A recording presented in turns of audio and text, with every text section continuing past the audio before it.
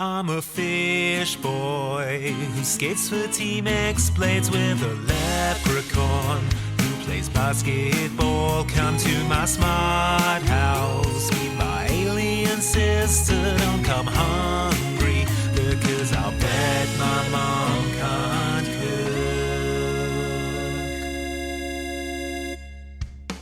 Hello everyone and welcome to Mom Can't Cook, a DCOM podcast. I am one of your hosts, Andy Farrand. And I'm the other host, Luke Westaway. Andy, I'm excited to recap Minutemen, the Disney Channel original movie, with you today. Before we kick off, I'll just share my screen so that we can compare notes and make sure we're sort of broadly aligned on the major points. As we often do. Yeah, I'll just share my screen here. Now, let's see. One of these Google Chrome tabs is my Minutemen notes, and the other one is my self-insert Hunger Games fanfic. Which one do I click? Here's the doc. What's that? What's this sound? Who's this behind me? 3 children in snowsuits. They're hitting me with poles and crowbars. Are you being attacked by some sort of vigilante group, Luke? Hang on, let me ask them. Am I being attacked or saved? They refuse to speak, lest it compromise their identity. They're smashing my mouse, so I think they're trying to stop me. Luke, I was just about to open the link, but it's not. I can't open it now because the link's all smashed up. Just as well, because I see that now I was just about to accidentally send you my self-insert Hunger Games fanfic. Whoa. And Luke, look behind you. Those boys vanished. They've gone. Amazing. But they're heroes. Who were those strange heroes? I don't know. Oh, no, wait, here's the link. Sorry, I had it in the wrong tab. Look at this. Luke is covering himself in cake decorations to look like a rock. And now he's kissing Peter Malark. Wait, which one's Peter Malark? I don't know. I should have chosen a franchise I know anything about. How's Peter Malark spelt? Oh, that's how... Sorry, is that how we're spelling Peter in the future? That's the future. If in the future you can't have a normal name. Peter. All right, look, I'm not here to attract the ire of Hunger Games fans. I'm here to say the words self-insert as much as I can because it's funny to me. I see. I can tell from this this fan fiction. Now you're kissing Hey Mitch Abernathy, aka Woody Harrelson. Fine. Luke, you seem to be trying to avoid talking about Minutemen for some reason. Okay, here's the thing with Minutemen. Well, you know what? Okay, I think it's pronounced minute men, actually, because they're young. Minute men. They're small men. There's another word for boys. Who are these minute men? Why, they're no more than... Actually, that's not true, because one of them is Cousin Greg from Succession, and That's thus true. is 7.5 feet tall. One of the largest people since records began. Okay, look, here's a trailer for the Minute Men. Got my 2 best guys right here. I'm your favorite though, right? Dude, don't tell me you're gonna try to steal my girl. For Virgil, it's a short trip from zero Build something useful. Something will make me popular. to hero. What you're looking at is practical time travel. You're 14 years old. I'm supposed to believe you can build a time machine? Get ready. Whoa. Get set. Who wants to be the world's first time traveler? Go back. It's terrible that Stephanie fell off the top of the pyramid. Ah! We can change that. We have to go back. The Minutemen must use their powers for truth, justice. We did it. Count the minutes until Disney Channel's new original movie. We created a black hole. We have less than 4 hours to the end of the world. Starring Jason Dolly. Virgil. Don't go anywhere. I'll be right back. Minutemen, run! No! Minutemen. Coming next month to Disney Channel. I hear you're trying to save the world. Big Brother's pretty cool, huh? When you die, can I have your room? Okay, the problem with this film... Great, let's hear it. Lay it on the line for me, Luke. The problem with this film, as it pertains to you and me, is that I think this film is broadly excellent and I really enjoyed it. Oh, okay, interesting. Which, you know, occasionally on this podcast, where we're supposed to just sort of windmill dunk endlessly on old children's films, we come across one that we think is just pretty solid, and then you have to put your hands up and say, sorry folks, Well, it's not going to be a very funny episode, I guess. If it helps at all, I think this film was competently made, but I think it's one of the stupidest stories I've ever heard in my entire life, and I basically hate everyone in it. Really? Okay. Yeah. No, I kind of liked it. I thought I found the core group of chums quite winsome. Oh, really? Which one was your favourite? The sort of seething incel, or the towering weirdo, or or Chaz Anthony from Genius? Which was your favourite character out of those three? Well, obviously it was Zeke, Greg from Succession in bike leathers. Sexual hunk, Greg from Succession. Yeah. Oh God. Yeah, no, I quite like this, and I also quite like the premise. I don't think I've seen a time travel thing where... So it's a time travel movie, but they're constricted because they can only go back up to a maximum of 48 hours and only for a maximum of... Is it 20 minutes? It's something like 20 minutes, yeah. Which means that, and I quite like this, they're effectively prevented from doing anything useful. Anything useful or good. I think if they gave it more than about 15 minutes thought, they could probably think of something useful to do. But instead, they don't do that, and they just sort of go back in time and stop people's trousers from being stolen. Yeah, but, you know, they are time-travelling heroes who save nerds from humiliation. It's a dynamite premise, is it not? I mean, like I say, it's competently made. It's got a nice structure. It sort of starts and pays off things at the end that it sets up earlier in the film. So I have no beef with that. I dislike all of the Minutemen, and I kind of wish that they would fall in the black hole and die. Well, maybe that's fair enough. Maybe by the end you'll have brought me around and I'll hate them. Yeah. Or maybe you'll have brought me round and I'll love all of them, even the seething incel. Yeah, things get a bit bad in the last minute or so, don't they? Okay.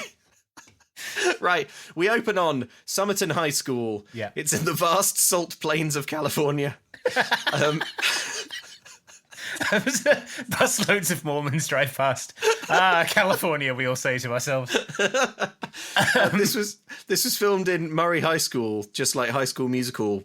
Bits of it were. So yeah, it's already a famous high school, and now it's even more famous. A school bus pulls up. Two boys get off. They are called Derek and Virgil. "How's my hair?" says Derek. "Good," says Virgil. "How's mine?" "Solid," says Derek. This is 2008, so they are incorrect. They do an elaborate handshake to show that they're besties forever. It's their first ever day of high school, and they can't wait. They talk about all the things they're looking forward to: football games, free periods, and of course, chicks. Yeah. Some chicks walk past as if to illustrate this point, but then Verge suddenly looks at Derek and panics. "You've got a bat in the cave," he says. Now, I assumed this meant that his dick was out, but apparently... No, that would be a bat out of the cave. Sure. Okay. Right. Well, apparently it means he's got a booger in his nose. So a girl approaches. Her name is Stephanie.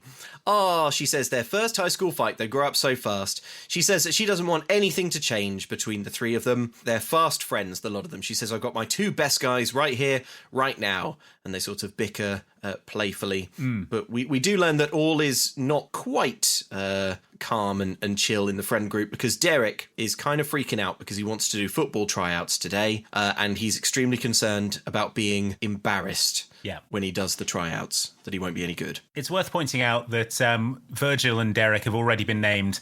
This girl, we'll find out later that she's called Stephanie. She's not named here. No. And it's probably 45 minutes until she gets named. So in my notes it says, "A girl comes up, she is their friend. Her name, not important." Her name?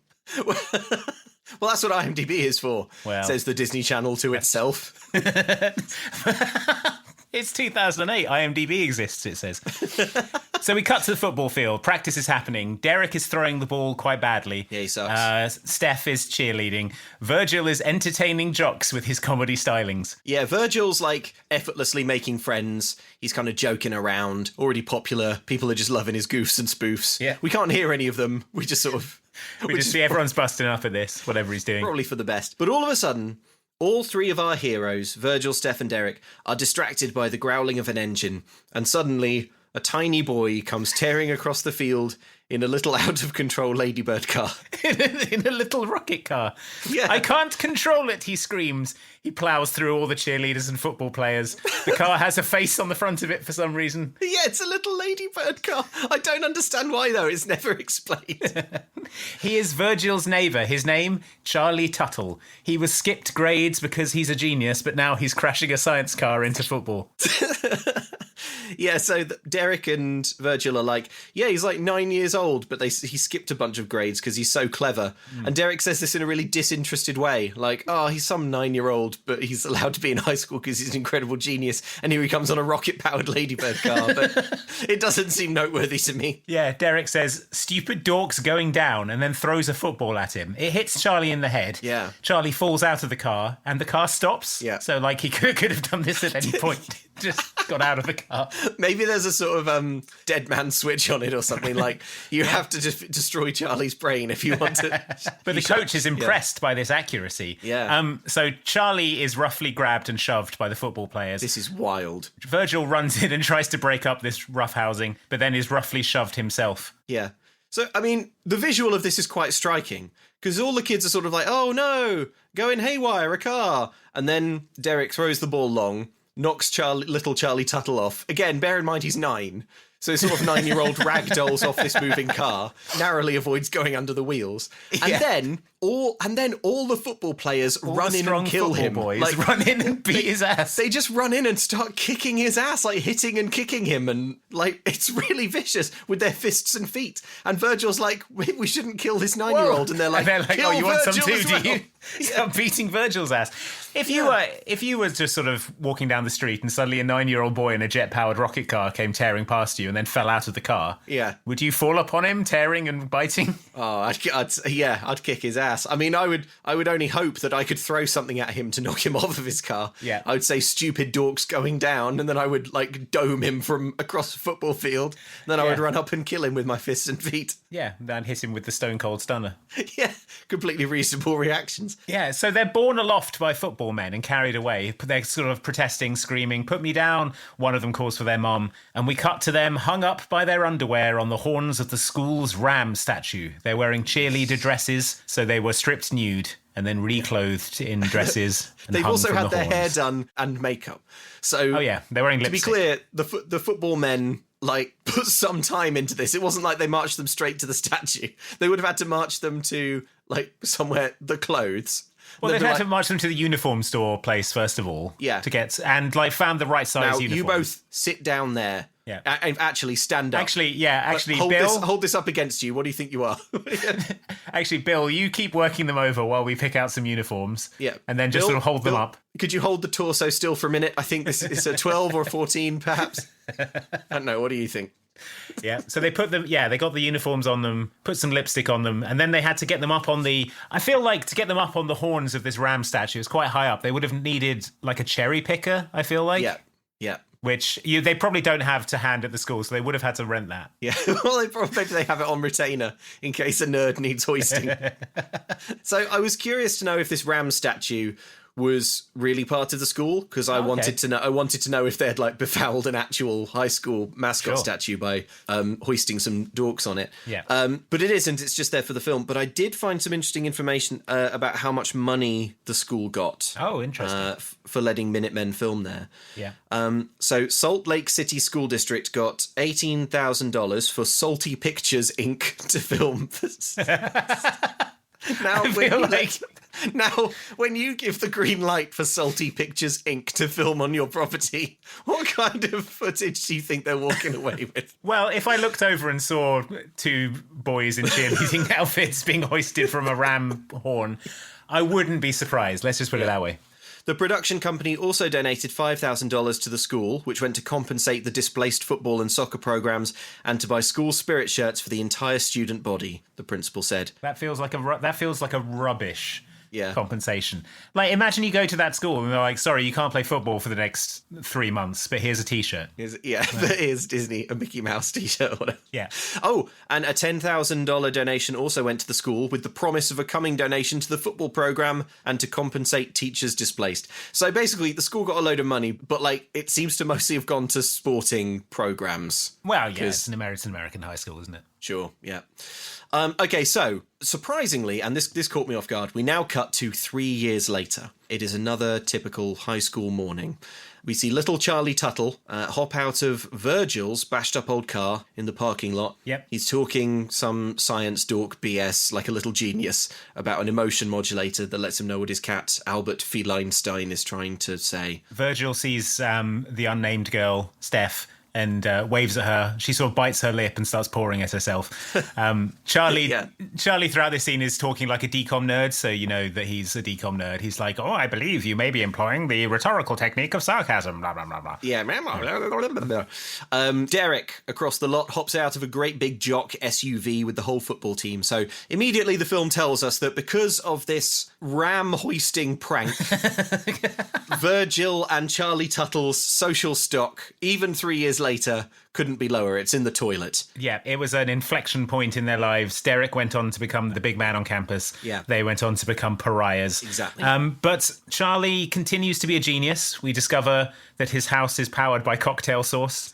They don't elaborate on that or sort of explain what that means. We never see Charlie's parents, but maybe... No. Actually, do we ever see Virgil's parents? No. We don't see anyone's parents. There's not a anyone's single parent parents. in this movie. Wow. Yeah. Well, that's kind of cool, I think. Anyway, okay. So they're heading into the school. Virgil says, Charlie, shut up. You're a genius, but when will you invent something that's actually useful? By which I mean something to make me rich and famous. Yeah. Virgil bemoans his status. He wishes he was popular. Yeah. They walk past a sexual bad boy biker who is revving his hog.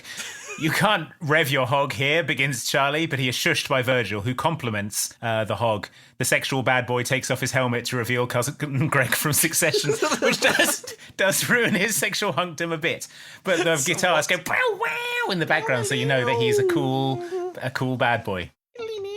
I will say that Nicholas Braun, the actor who is cousin Greg from Succession, I think has range because he's rangy. Is he 7.5 feet tall? If that's what you mean. I quite like this performance. I think he's horribly miscast. Possibly. Oh, I don't know. He should be playing Virgil type roles, not like hulking loners. You're saying that, but don't you remember that he was the sort of like kind of muttering weirdo nerd in Princess Protection Program, and it was a deeply unsavory character. Here he's just sort of all chrome and bike leathers. He's tough, he's taciturn. I like it. I found him much more palatable here. All right, fine. I feel like I could drive a jet-powered rocket car into him and he'd die easily. That's your measure of whether someone is worthwhile. Yeah. Measure of whether someone is well cast. If you drive a jet-powered rocket car into him. Yeah. Okay. So at lunch, Virgil is sat at the dork table with Charlie and a bunch of dweebs who are discussing how pudding electrolytes make you grow taller. However, he is staring at the unnamed girl who is being fed grapes by Hunky Derek. Yeah.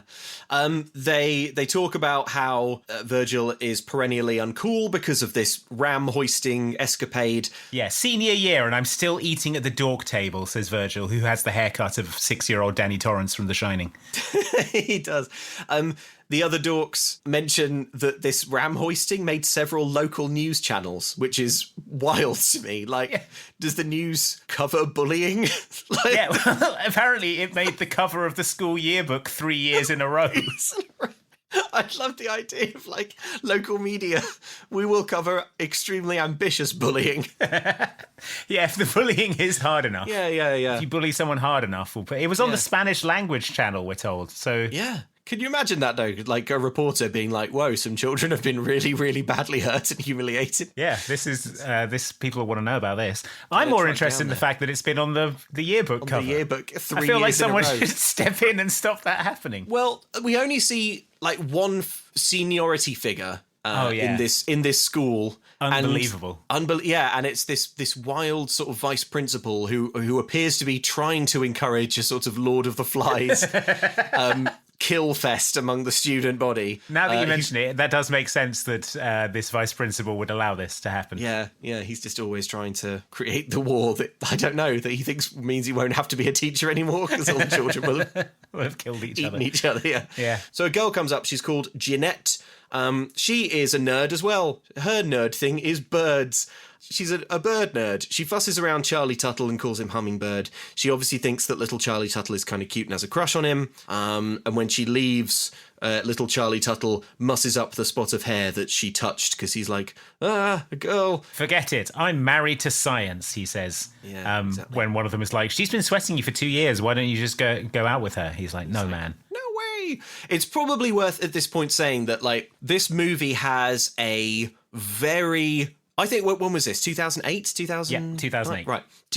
For 2008, I think this is a very, very rigid and old-fashioned version of like high school life and social hierarchy.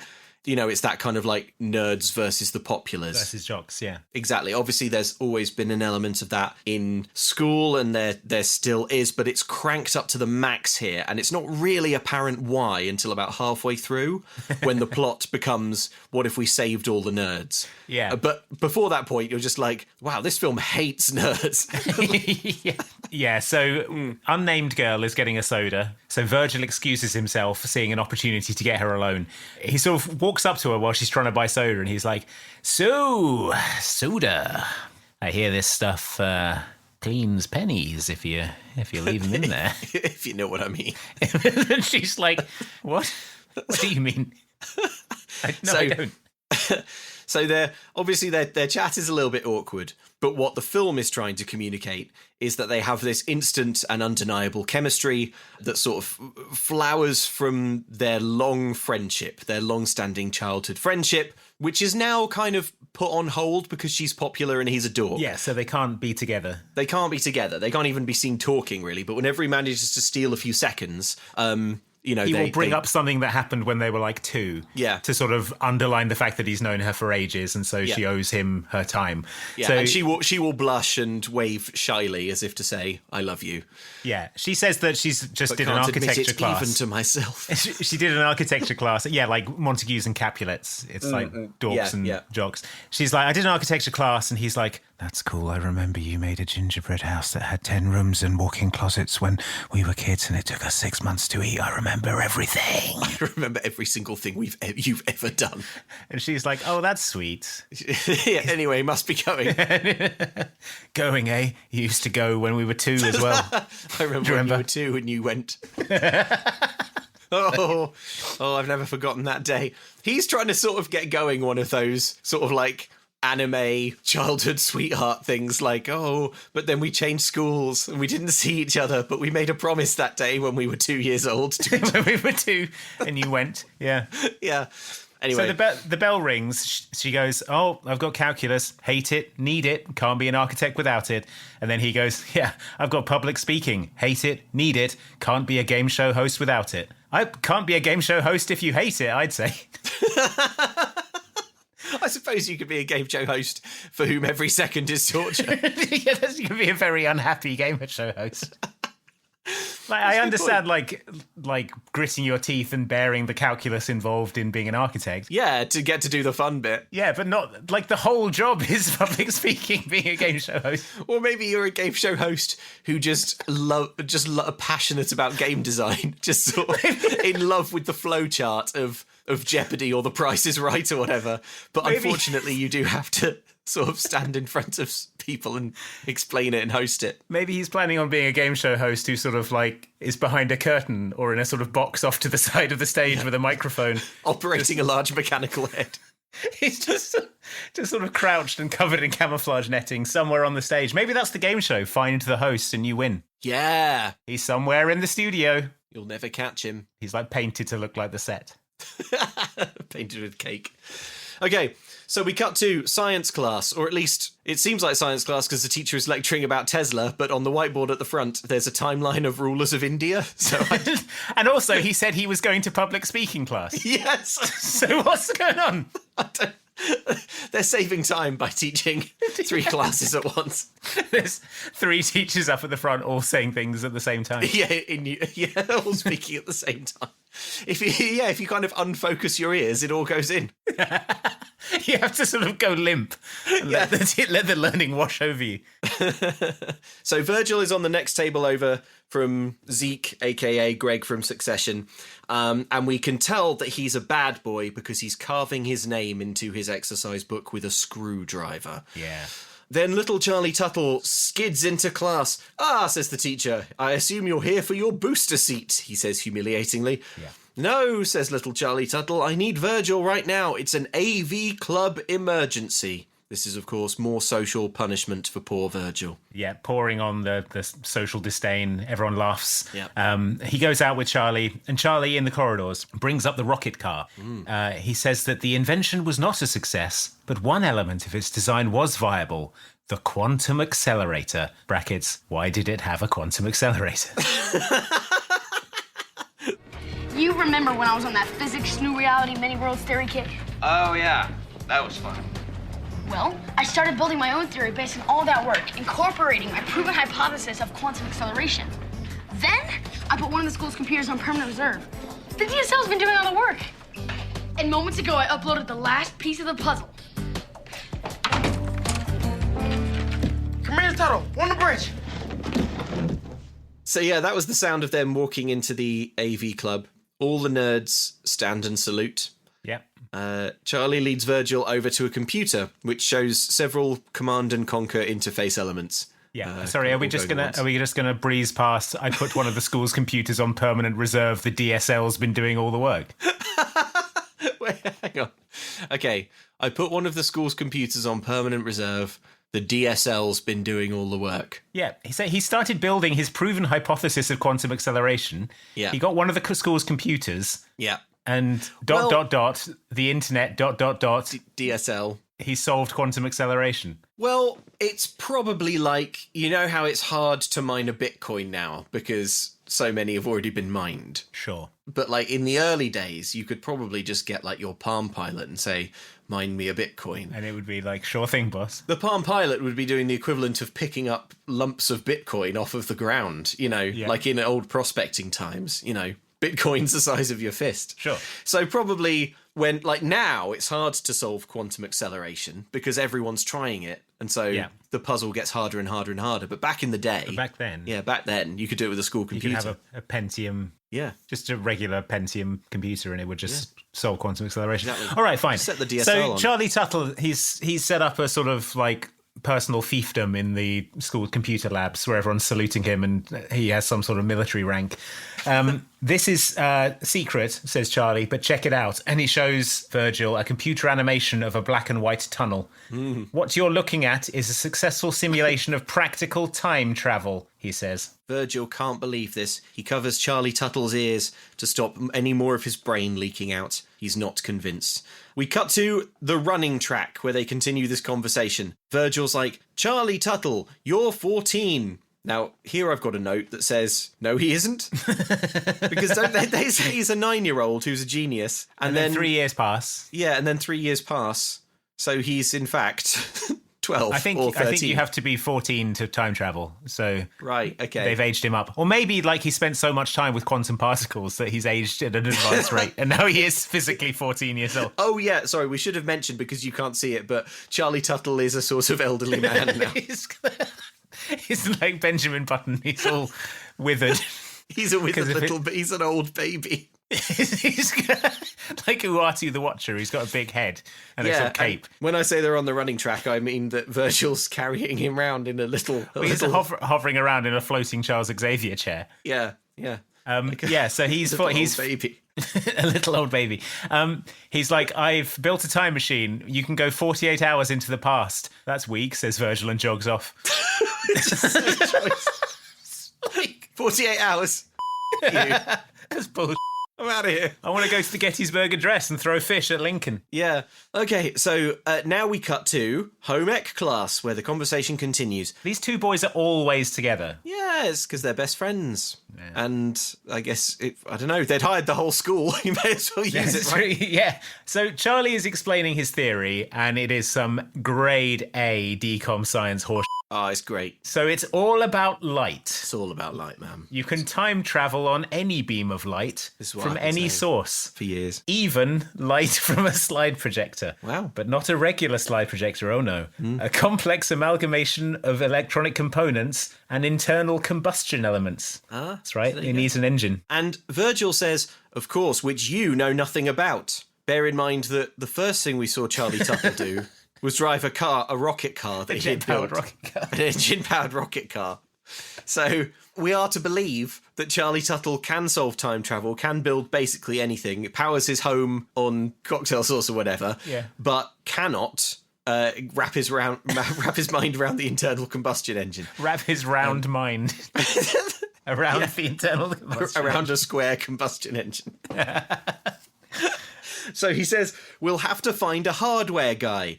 You can probably see where this is going.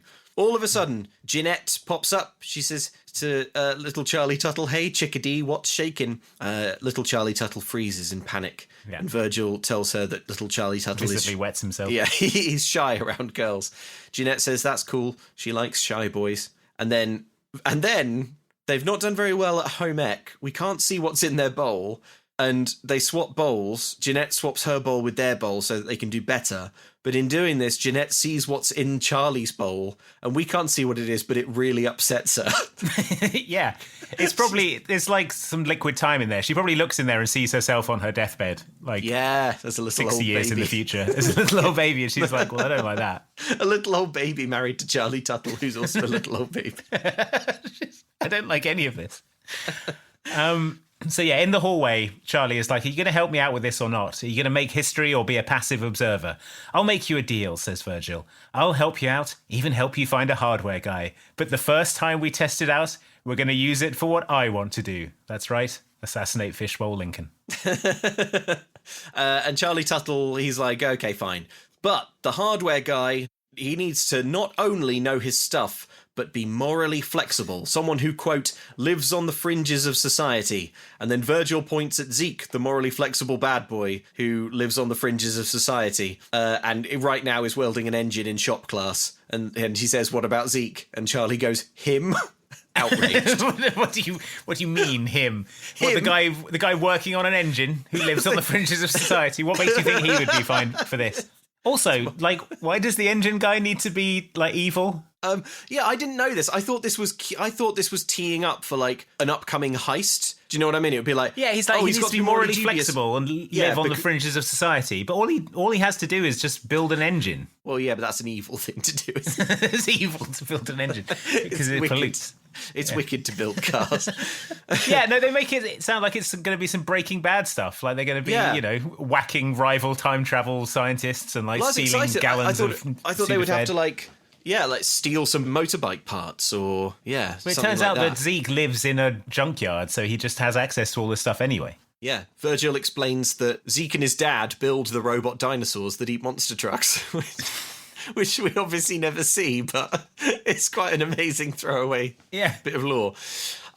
So Zeke comes out and he's like, you talk about me? Like, imagine Greg from Succession. So, you're just like wetting yourself in fear. So we cut to Virgil's home. Yeah. Zeke is looking at time travel blueprints. Charlie's cat is there for some reason. Okay, what the hell is this room and the cat? This is annoying because when you're trying to get straight what's happening, this took me about 10 minutes of like pausing and rewinding and trying to figure out. There are so many different elements. You text me to ask. Yeah, I texted. I was like, whose house is this? Whose house is it? Whose house is it at this moment? And Andy was like, oh, well, it's Virgil's house. Because, of course, his little sister's there. And I'm like, then why is Charlie's cat there? Yeah, cats don't generally like move between houses, do they? No! And you like... They've gone there after school, right? So was the cat at school with Charlie? Okay, I don't understand. Anyway, also, we haven't talked about the most important thing, which is that this is a little hobbit house for hobbits.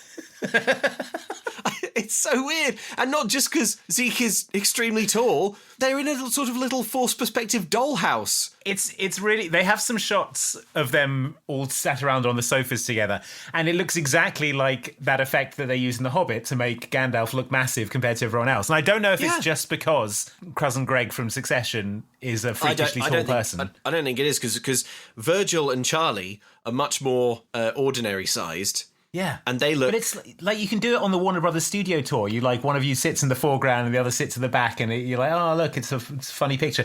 Every shot in this basement looks like that. It's bizarre. Yeah, it's really weird. And it's like, we never see Virgil's parents, but why does Virgil's house have this, like...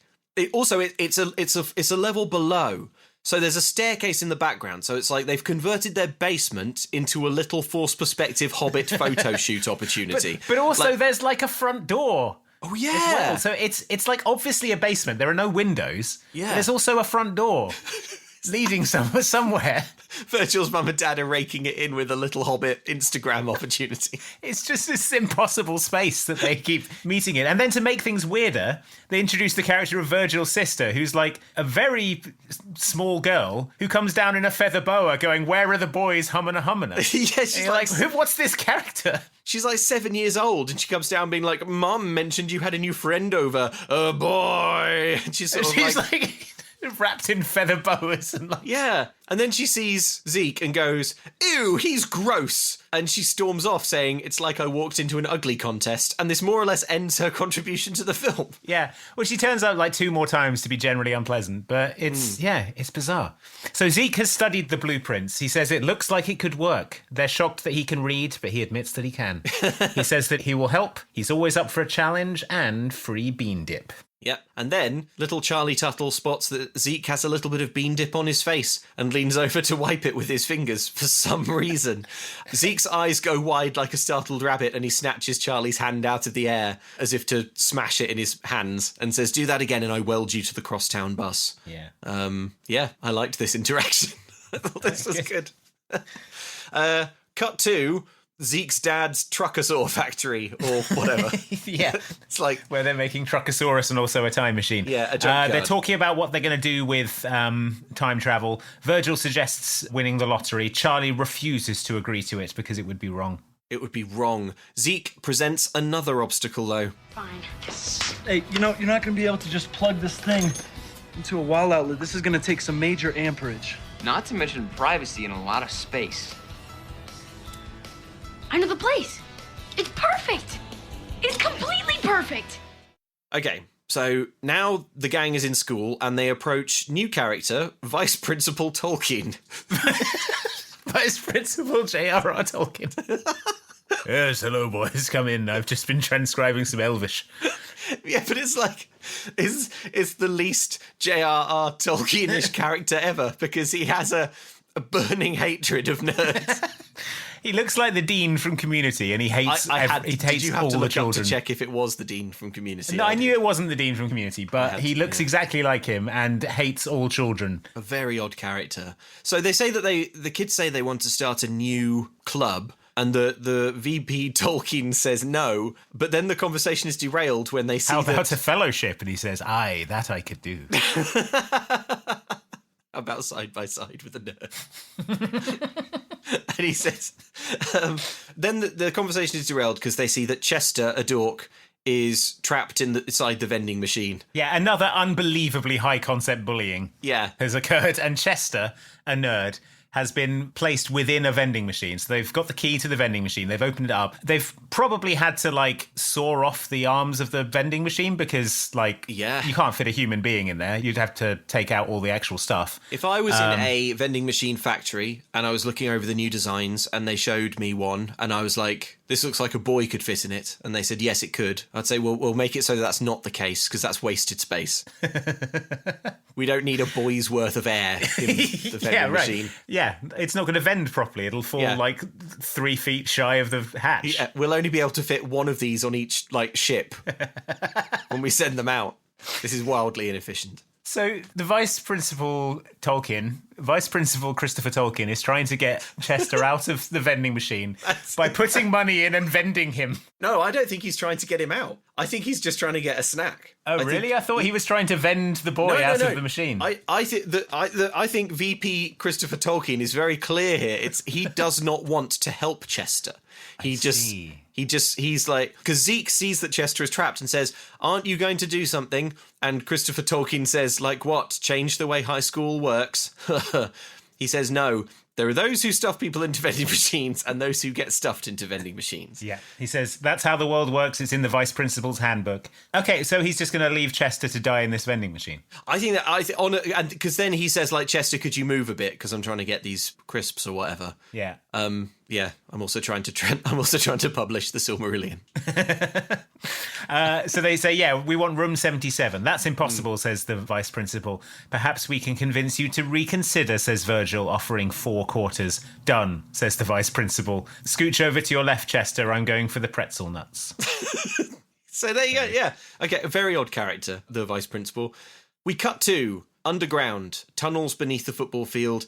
They're heading on down to this mysterious room 77. Charlie Tuttle explains that it was built to be the school's fallout shelter in the 1950s, and he leads them to a sort of big fallout-style vault door, which he spins open, and inside it's a dusty picture of Nixon on the wall. Yeah. So a huge space filled with rubbish. There's cobwebs everywhere. We get a montage of them cleaning and setting up their lab. They're getting equipment, machine parts, they're welding things. There are computers, explosions of sparks. We see Vice Principal Tolkien microwaving a burrito. They steal the microwave because they need it for science. It's a tidy montage. By the end of it, the room is clear. And I should just mention that it's set to Like Woe by Ali and AJ because, we like to keep track of who's doing what musically. From Cowbells. From Cowbells, yeah. So the time machine is done. It has motorbike handlebars and 3 monitors on it. Yeah, but it's not it's not a vehicle though. Yeah, so don't be misled by that. It's got like bike handlebars, but that's the only thing about it that is like motorbikey. Apart from that, it's just like a stack of white goods. Yeah. With a school projector sort of balanced on top that, shoots a beam. Yeah, what Luke's trying to say, but won't because he thinks this film is good, is that it's rubbish. Okay, yes, fine. No, the design of the time machine is right. This is not a memorable time machine. And it's weird because they've already had this Ladybird car, which is quite memorable. Yeah. And it's like, why don't you make the time machine a little Ladybird car? Or, I don't know, how hard is it to make an iconic time machine? I don't know. Well, you can't do a car, though, because Back to the Future did a car. Sure. So... I mean, this film is generally not concerned about treading ground that Back to the Future has already trod. You know why the principal is called Tolkien? No. It's the name of the actor who played the principal in Back to the Future is James Tolkien. Oh, James Tolkien. Yeah. No way. Okay. So it is a direct Back to the Future reference. Right. Yeah, one of many, many. I mean, I would say that there's homage and then there's... I don't think children have seen Back to the Future. This all feels ripe for lifting. Look, it's Doc Braun and Sparky McWasp. And his dog Einstein. I mean, cat Einstein. I mean, cat Feleinstein. Sparky, we've got to go back. I mean, forward. To the past.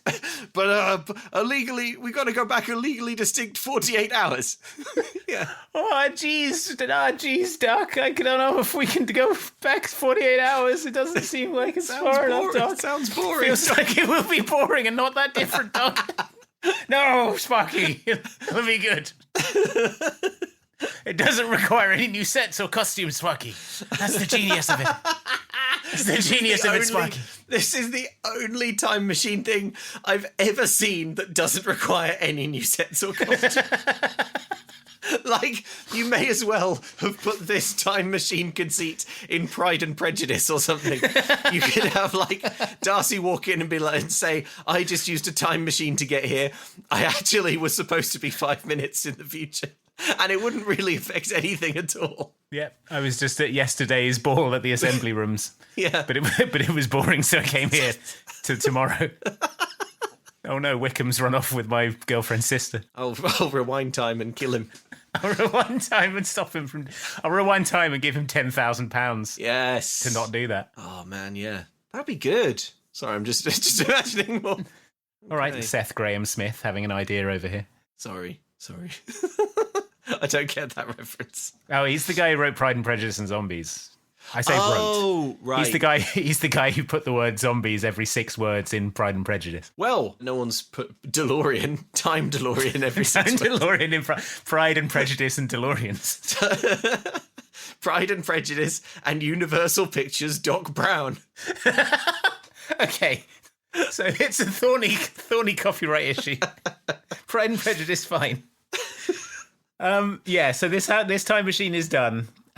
Charlie hits enter on a keyboard. It whirs into life. A slide projector turns on and purple light surges from it. In a sci-fi way. Yeah. Who wants to go first, says Virgil. Be the world's first time traveller. Charlie and Zeke suddenly don't want to do time travelling. But Albert Feleinstein, the cat, is here. So Virgil just hoiks it into the time stream. It's pretty funny. Charlie doesn't see, but Virgil spots the cat, which, sidebar, why is the cat in school? But Virgil sees that the cat is here and sort of looks at Zeke as if to say, hey, don't let on. But look, Charlie's cat is over there. Why don't we throw it into a vortex and kill it? Yeah. And then they sort of stealth mission over and, yeah, leak it into the time stream. So they fasten goggles to the cat and they attach a lead and a wristwatch and they throw it into the vortex. Then Charlie notices they're killing his cat and he's like, please stop, don't kill my cat. But then Zeke yanks the lead and Albert Feinstein returns, covered in ice, but alive. Yeah. They check the time and he's been gone for 1 minute. I have a theory here, but I don't know if it's worth wasting our time with. Probably not. I don't understand why, like, he's changed time by a minute. No. So this time machine doesn't take you to different places, right? It takes you back in time. You always get spat out of the vortex by the time machine. So when they send Albert Feinstein back 1 minute, Albert Feinstein is sent back into the room they were just in. A minute ago, but the time machine isn't on yet. And then within that minute, the time machine is turned on. So Albert Feinstein would have been sent back an additional minute. And then recursively on and on and on. Do you see what I'm getting at? Okay. So I think Albert Feinstein has spent an infinity of time in the time vortex. Okay. That's it. Well, why didn't he turn up in the scene? Because they only went back a minute. Yeah. Why didn't he sort of pop? Why weren't they like, right? Do we want to turn the time machine on? Hey, the cat just appeared out of thin air. Yeah, this movie isn't doing that kind of time travel where it's coherent. The fun kind, yeah. the fun and coherent kind. Yeah, you can see how it's good because you don't have to do any additional sets or costumes to only go back in time 48 hours and for 10 minutes. But it does create massive issues in terms of like running into yourself, doesn't it? Yeah, which never happens. No. There's multiple points in this film where the Minutemen should run into themselves, but they don't. Yeah, you're right. They should run into themselves every single time they travel back in time. Like, when they want to travel in time, they would have to sprint into the room. Yeah. Initialize the machine as fast as they can. They know they've only got 10 minutes to initialize it, because otherwise when they get sent back in time 10 minutes or whatever, they're going to collide with themselves. Collide with themselves, yeah. Anyway, none of that is ever addressed. Whatever. The cat went back in time a minute. Fine. We cut to the offices of a big corporation. Yeah. It's called Pacific Tech. Yep. What is it? We'll never find out for sure. We'll never find out. But it's right here in the salt flats of California. Yeah. A man is playing solitaire and eating chips. An alarm is going off on a computer next to him saying, warning, activity detected. He is ignoring it.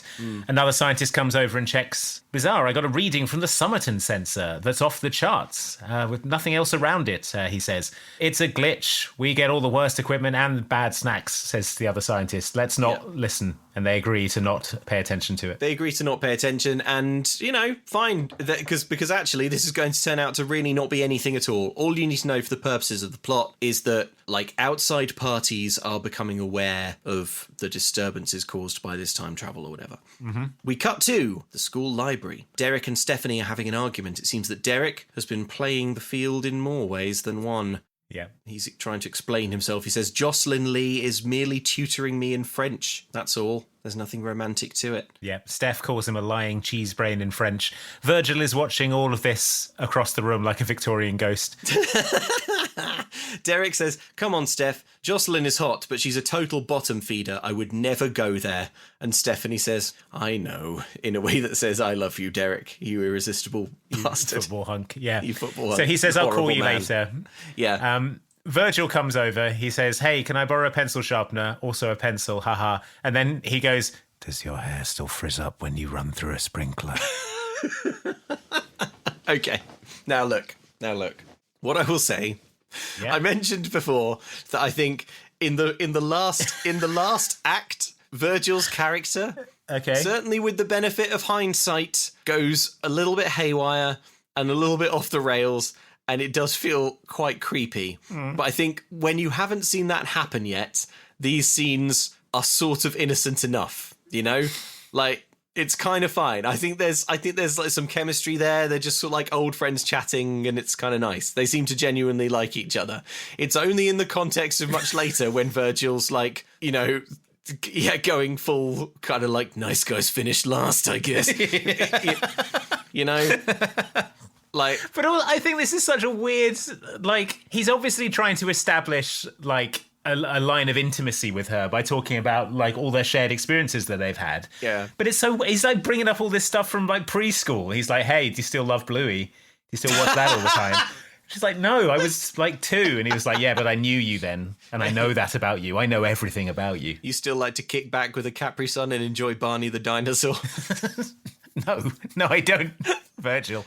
Yeah, me either. You did when you were younger. You did when you were young, and we were young, we did that. And I know that. And I know that about you.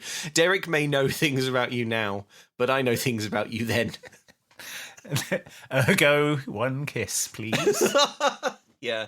There's this film is, you know, like the problematic concept of the friend zone. Uh-huh. This film is like leaning heavily into that in a sort of completely straight-faced way, right? Yeah. It's like, poor Virgil. Damn, he's ended up in the friend zone. He's ended up in the hashtag friend zone. Stephanie thinks of Virgil as a friend, but it should be more. Yeah. Yeah, she thinks of him as a friend, the worst thing anyone can be to a woman. The worst thing anyone can be to a woman. Yeah. When he deserves so much more. Because he knows what she did when she was 5. Yeah. Okay, but as I say, I do think that stuff comes more to the fore in the 3rd act. And up until now, Virgil's, you know, they're just sort of chatting and being friendly. So the librarian shushes this, reminiscing about sprinklers when they were 8. Yeah. I miss us, says Steph. The 3 amigos. You know, Derek really did try to stop those football players, but you know how seniors are. I know he feels bad about what happened on that fateful day. She sort of implies that he should let go of the past. She says people who hold on to the past die faster, and Virgil smiles. We cut to Vault 77. They are prepping for the first human time jump. Just to cue this up, they are all absolutely swaddled in scarves and hats and coats to deal with the temperature. Sweating like 5 hogs. Due to the varying irregularities in temperature, I thought we should be prepared. Okay, got the winning lottery numbers right here. Okay, in order to guarantee that the vortex maintains stability long enough for us to return safely, we're only going to have 10 minutes on the other side. Otherwise, we run the risk of exploding. That's funny, I thought you said exploding. I did. Activating grid.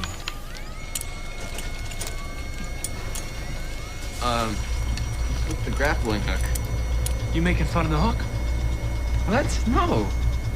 Love the hook. Okay.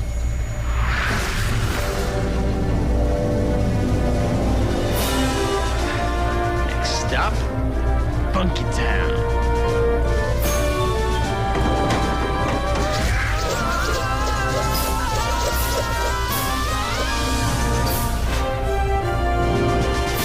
So, Virgil's gone back in time, and then one by one they do, like, diving board leaps into the vortex. Not one by one. So Virgil jumps in, Charlie chickens out, but Zeke grabs him and then barrels the 2 of them in together. So I'm like, all right, here we go. Cronenberg stuff about to happen.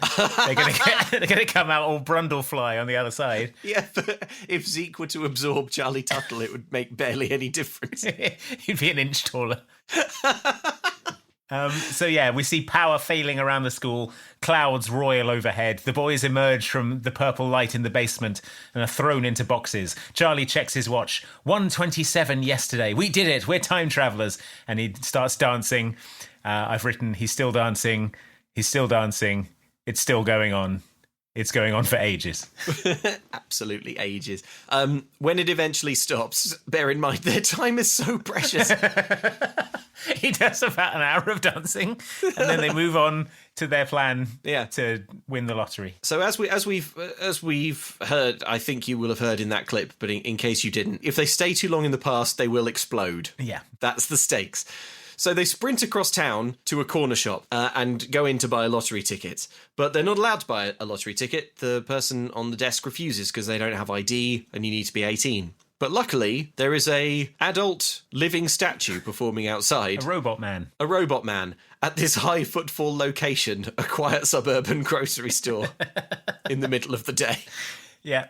They go out to the robot man and they say, please, robot man, you have to buy us a lottery ticket. He wants a tip and they tip him. He agrees. Oh, no, we only have 2 minutes to get back to school, they say. New plan. We meet you here tomorrow at 12. hold on to the ticket till then, they say, and run off. Back in Pacific Tech, we see another spike on the system that also gets ignored. Yeah. Now, incredibly, we don't see the boys do their return journey to the present. I don't think ever. No. They just say, like, well, we got to get back to the future, and then they run around the corner, and then we cut to the future. Yeah, the next day, they're back at the corner mart. The press are all over it. Robot Man has won the lottery. They can't believe that Robot Man would betray them like this. Why would you do this, Robot Man? Robot Man? I guess they were hoping that Robot Man wouldn't see the lottery numbers. Yeah, So but he has the cold, emotionless heart of a robot. He does. Okay, so if this happened to me, I'd be like, wow, I got spectacularly unlucky with Robot Man's betrayal there. I guess I'll try again tomorrow. Yeah, I guess I'll try again, and this time line things up so that, I don't know, I've got a fake ID or... You know, I mean, any of the... there are limitless ways that you could acquire a lottery ticket. Yeah, or, you know, we'll tell someone that we trust and set it up in advance, you know, have one of us to stay behind. Or just, I don't know, steal a lottery ticket using our time travel powers. I don't know, we've got, like, literally time travel powers. How about that? But no, they've decided that once they've tried this once, and because they were betrayed by Robot Man, it'll never work. We can't risk Robot Man's ire again. They're working out what to do next. Virgil suggests going on TV with the time machine in an infomercial, selling 8,000 of them and instantly becoming rich and popular. Yeah. My note is that 8,000 units sounds about right for sales of a functioning time machine that can be assembled out of school electronics and motorbike parts. I can't imagine you'd sell more than 8,000. 8,000 about the sweet spot, yeah. Yeah, 8,000 for a working time machine that costs about $75. Yeah, everyone can easily win the lottery straight away. Okay, so yeah, Virgil's like, why don't we go on TV and make money? Little Charlie Tuttle goes ape. He gives him the full Doc Brown. He pins him to the locker. Not that Doc Brown ever pins Marty to the locker. Yeah, that famous scene where Doc Brown strangles Marty. Listen to me, Sparky McWasp. Yeah, Charlie Tuttle pins into the locker and he's like, if anyone ever finds out about this time machine, it'll be the end of you, me, and Zeke. The end, he says. Yeah. I mean, my note is, why did you build this time machine if you hate it so much? Yeah. In the locker room, we see Chester the nerd discover that his clothes are stolen. Back with Virgil and Charlie, they still can't figure out a single good use for time travel. Chester nudely follows them up the stairs. Hey, Chester, looking for these, says a bully. Another bully snatches Chester's towel away. VP Tolkien walks past, and Chester pleads him for help. I'd like to help, but that would mean altering the delicate social system at the school, he says. So, good luck to this nude boy in his school.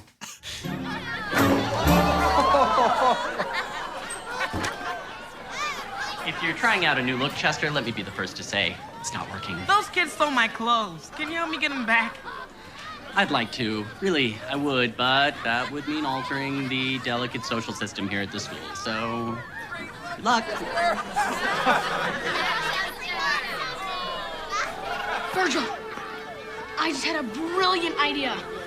You need to use the time machine. Exactly. Yeah, Vice Principal Tolkien really is something else, isn't he? Like, he's the only authority figure we ever see. Yeah. This boy Chester he's just been humiliated and is nude in the school. There he's is like, a naked boy in the hall and he says, please help me. And he's like, man, I wish I could. One day you nerds will look up and whisper, help me. I'll look down and say no. Yeah. He's wearing a jacket. He could have just taken his jacket off and let him wrap that around him. He's just not interested in helping. Because then the jocks would think that Vice Principal Tolkien is himself a dork and would strip him nude and mount him on the ram. You're right. He's gonna get horned. Oh boy, okay. Yeah. But anyway, Virgil and Charlie finally have the beginnings of a plan of what to do with their immense time travel powers. Stick it to jocks. Mm-hmm. So they explain the deal to Zeke. So you're saying, says Zeke, we become silent heroes to the uncool. And Virgil says, look around. We live in a world where mere minutes can make or break a person's entire future. He gives the example of him sticking up for Charlie like a nice person. Yeah. And how he shouldn't have done that. If I'd have known that sticking up for Charlie would have cost me my social life, I'd never have done it. I'd have stamped on his head right there and then. I'd have killed him with my teeth. Yeah. Right there. We all live in constant fear of humiliation because we happen to be smaller, less coordinated, whatever. But we can change that, says Virgil inspiringly. The Minutemen must use their powers for truth and justice. And yeah, so they've come up with the name too. My note is, how bad does the school's principal have to be that it's easier to invent time travel to address bullying? Like, well, I mean, we've seen it's ignoring a pleading nude boy in the hallway, encouraging it even. Yeah, go on, Jock. Because of the delicate balance. Get him the delicate balance. Yeah. Oh, it's not that delicate. Seems pretty solid, if you ask me. Yeah. So yeah, it is easier to just invent time travel than to deal with this. We cut to them prepping for their time travel mission. We have to be able to make adjustments when we're back in time, but no remote controls will work. I guess one of us will just have to hang back, they say. And then they all go, not it, except Charlie, and he loses. He says, not fair, I invented the machine. I should get to go on the time travel missions. So they do it again, and he loses again. Jeanette, the nerd girl, comes in. She thinks it's a Back to the Future fan club and is looking to join. And they're like, Jeanette, your timing is interesting. We basically smash cut to Jeanette has been trained to sit at the controls of the time machine while they go on missions. She has become Diana to their hitman. She's the woman Charlie in the chair. to their angels. She's the woman in the chair. Yeah. She's also going to do something about their outfits because they all look like dorks. So we cut to them all in matching white ski suits and goggles. My note on their outfits is that they're all dressed like E17 in the Stay Another Day video. Exactly so. But with huge goggles that make them look like the Albinaurics from Elden Ring. And I'm aware that most listeners will get one of those references, but both is unlikely. Yeah, that's not a Venn diagram, I think. Yeah, those are two circles far apart. Jeanette's dad just bought Ski World, which is lucky because he gets all these ski suits for free. If he still owned the Shrimp and Waffle Hut, it would be no help at all, she says. Everyone just sort of looks at her and then jumps into the time beam. But they're all sort of arguing and bickering and like slapping each other's hands and like getting each other in headlocks and stuff. I think okay, this idea, they're going to come back a few times to this idea of we have to be able to make remote changes while we're time traveling. What do they mean? An acceptable answer is nothing. But do you think, is there anything? Can you understand it? Well, as you pointed out, they never show the Minutemen returning to their own time. So they have the time machine in the present. Yeah. The time machine projects a sort of purple light into the sky, which they jump into to time travel. But the time machine doesn't go with them. No. There isn't a time machine in the past. So how do they come back? I guess they're like, are they on a timer? But then if they're on a timer, why do they need Jeanette? And what can Jeanette possibly do? Jeanette doesn't know what they're doing. She can't. No. She's not able to monitor them at all, is she? And if she's able to sort of pull them back at the push of a button, how did they get back the first time without her? They seem to imply that they have to go back to the school to go back because they had to leave the corner mart. Yes. So presumably they have to run back to where they came from and like a portal just opens up in the sky, in the ground. I suppose so. Yeah. They say the problem is how to make adjustments when they're back in time. But adjustments to what? Adjustments to what, though? I don't understand. And I would be happy to breeze over this because whatever, who cares? All we need is Jeanette to be like more involved in the plot, and that's fine, and I like that. But they keep coming back to this later in the film, this idea of like, can we finally solve the problem of remote control? I don't even know how to finish that sentence because they're trying to remote achieve control of the time machine, I think. Yeah, while they're time traveling. But it doesn't seem they have any control over the time machine. No. How does so does Jeanette? I don't know. I don't know what Jeanette's doing. No. But this is because you never see a return journey ever. It's just like, and then the next day, back in the future. Back in our time. Yeah. It's, I think, like that scene in Looper where they're sitting in the diner and Joseph Gordon-Levitt is like, hey, how does time travel work? And Bruce Willis is like, shut up, it doesn't matter. Yes. That's the vibe. Yeah, so we cut to the scene of Chester's nude humiliation from the previous day. Yeah. The Minutemen come out and they say, hold it right there, friend. Don't be afraid. We're here to help. And they have a new set of clothes for him. Mm-hmm. We see the bullies upstairs annoyed that Chester isn't nude. Yeah. Chester is wearing cool clothes now. Well, the language of cinema tells us that these are cool clothes that he's wearing. He's wearing what 2008 Disney executives thought cool rappers dressed like, I think. in that he's got a $sign necklace and a hat. The Minutemen gave him a $sign necklace. It's kind of racist, actually, because Chester is black, and they're like, "Hey, Chester, we got you some clothes." It's like it's a $sign chain and like a backwards base. Wear it backwards. Yeah, wear it backwards. The idea that Chester would be like, "Oh no, I'm nude and about to be pranked," and then the Minutemen are like, "Don't worry, Chester, we got you something super cool." And then Chester sees it and like, "Oh, yeah. Well, I mean, I liked my clothes that Nelly is wearing in the Hot in Here music video." Yeah, I mean, would it not have been easier to get me my clothes, seeing as they were in this locker back in time? Like, no, Chester, we got you something much better. No, Chester, we're not just saving you from this humiliation, we're upgrading your social standing. Yeah, we're upgrading you to this velour FUBU tracksuit. Yeah. Like, well, okay, thanks, Minutemen. So the jocks, ready to mock, are stunned by this fashion. "You can keep those," says Chester. "I got some new threads," he says in a cool way. Then the Minutemen sprint out of the locker room after Chester. Because they can't teleport. Yeah, they can't quantum extract Back to the Future. They have to sprint back to their time machine. Awkwardly jog back to the time portal. It's so funny. Like, if I was in this high school and I saw Chester walk out in cool clothes, I'd be like, "Hey, Chester's looking good." And then these three men, I would assume there was an SAS tactical strike. Yeah, they look like enemies in like a GoldenEye snow level. They're sort of like, they got to rappel down the side of the building. Yeah. Laser sights trained on jocks or something. Anyway, yeah. But everyone's like, "Oh, hey, cool, snowsuit children." Yeah, round the corner, VP Tolkien has been given a model of the school for 20 years long service. And for some reason, they've given it to him in the hall. Yeah. My precious model, he says, "No harm will ever come to you." And he sort of strokes and loves on it. And then the Minutemen come barreling round the corner and smash it. This isn't even time travel specific. Anyone could have come round that corner. Why is the vice principal, presumably he wasn't awarded this model in the hallway just now. He must have taken it out of his office to show someone. He's showing a janitor. He's boasting to the janitor. He'll be like, "Janitor, wait there, I'm going to wheel out my model." He's like, "Janitor, you know how I hate this school and all the children who go here. Well, here's my beloved precious model of it. It's my one true love and it's the only thing I care about. Oh no, it's been smashed by the Minutemen." No. Okay, so now VP Tolkien can't stand the Minutemen. "Did we win?" asks Jeanette as they fly back into the present. "We won all right. We won big," says Virgil. By which I mean we gave some clothes to a nude boy. As I say, we won big. They could have phoned a hospital to see who'd been in an accident in the last 48 hours. Yeah. Like, I don't know, stopped a robbery or... Yeah.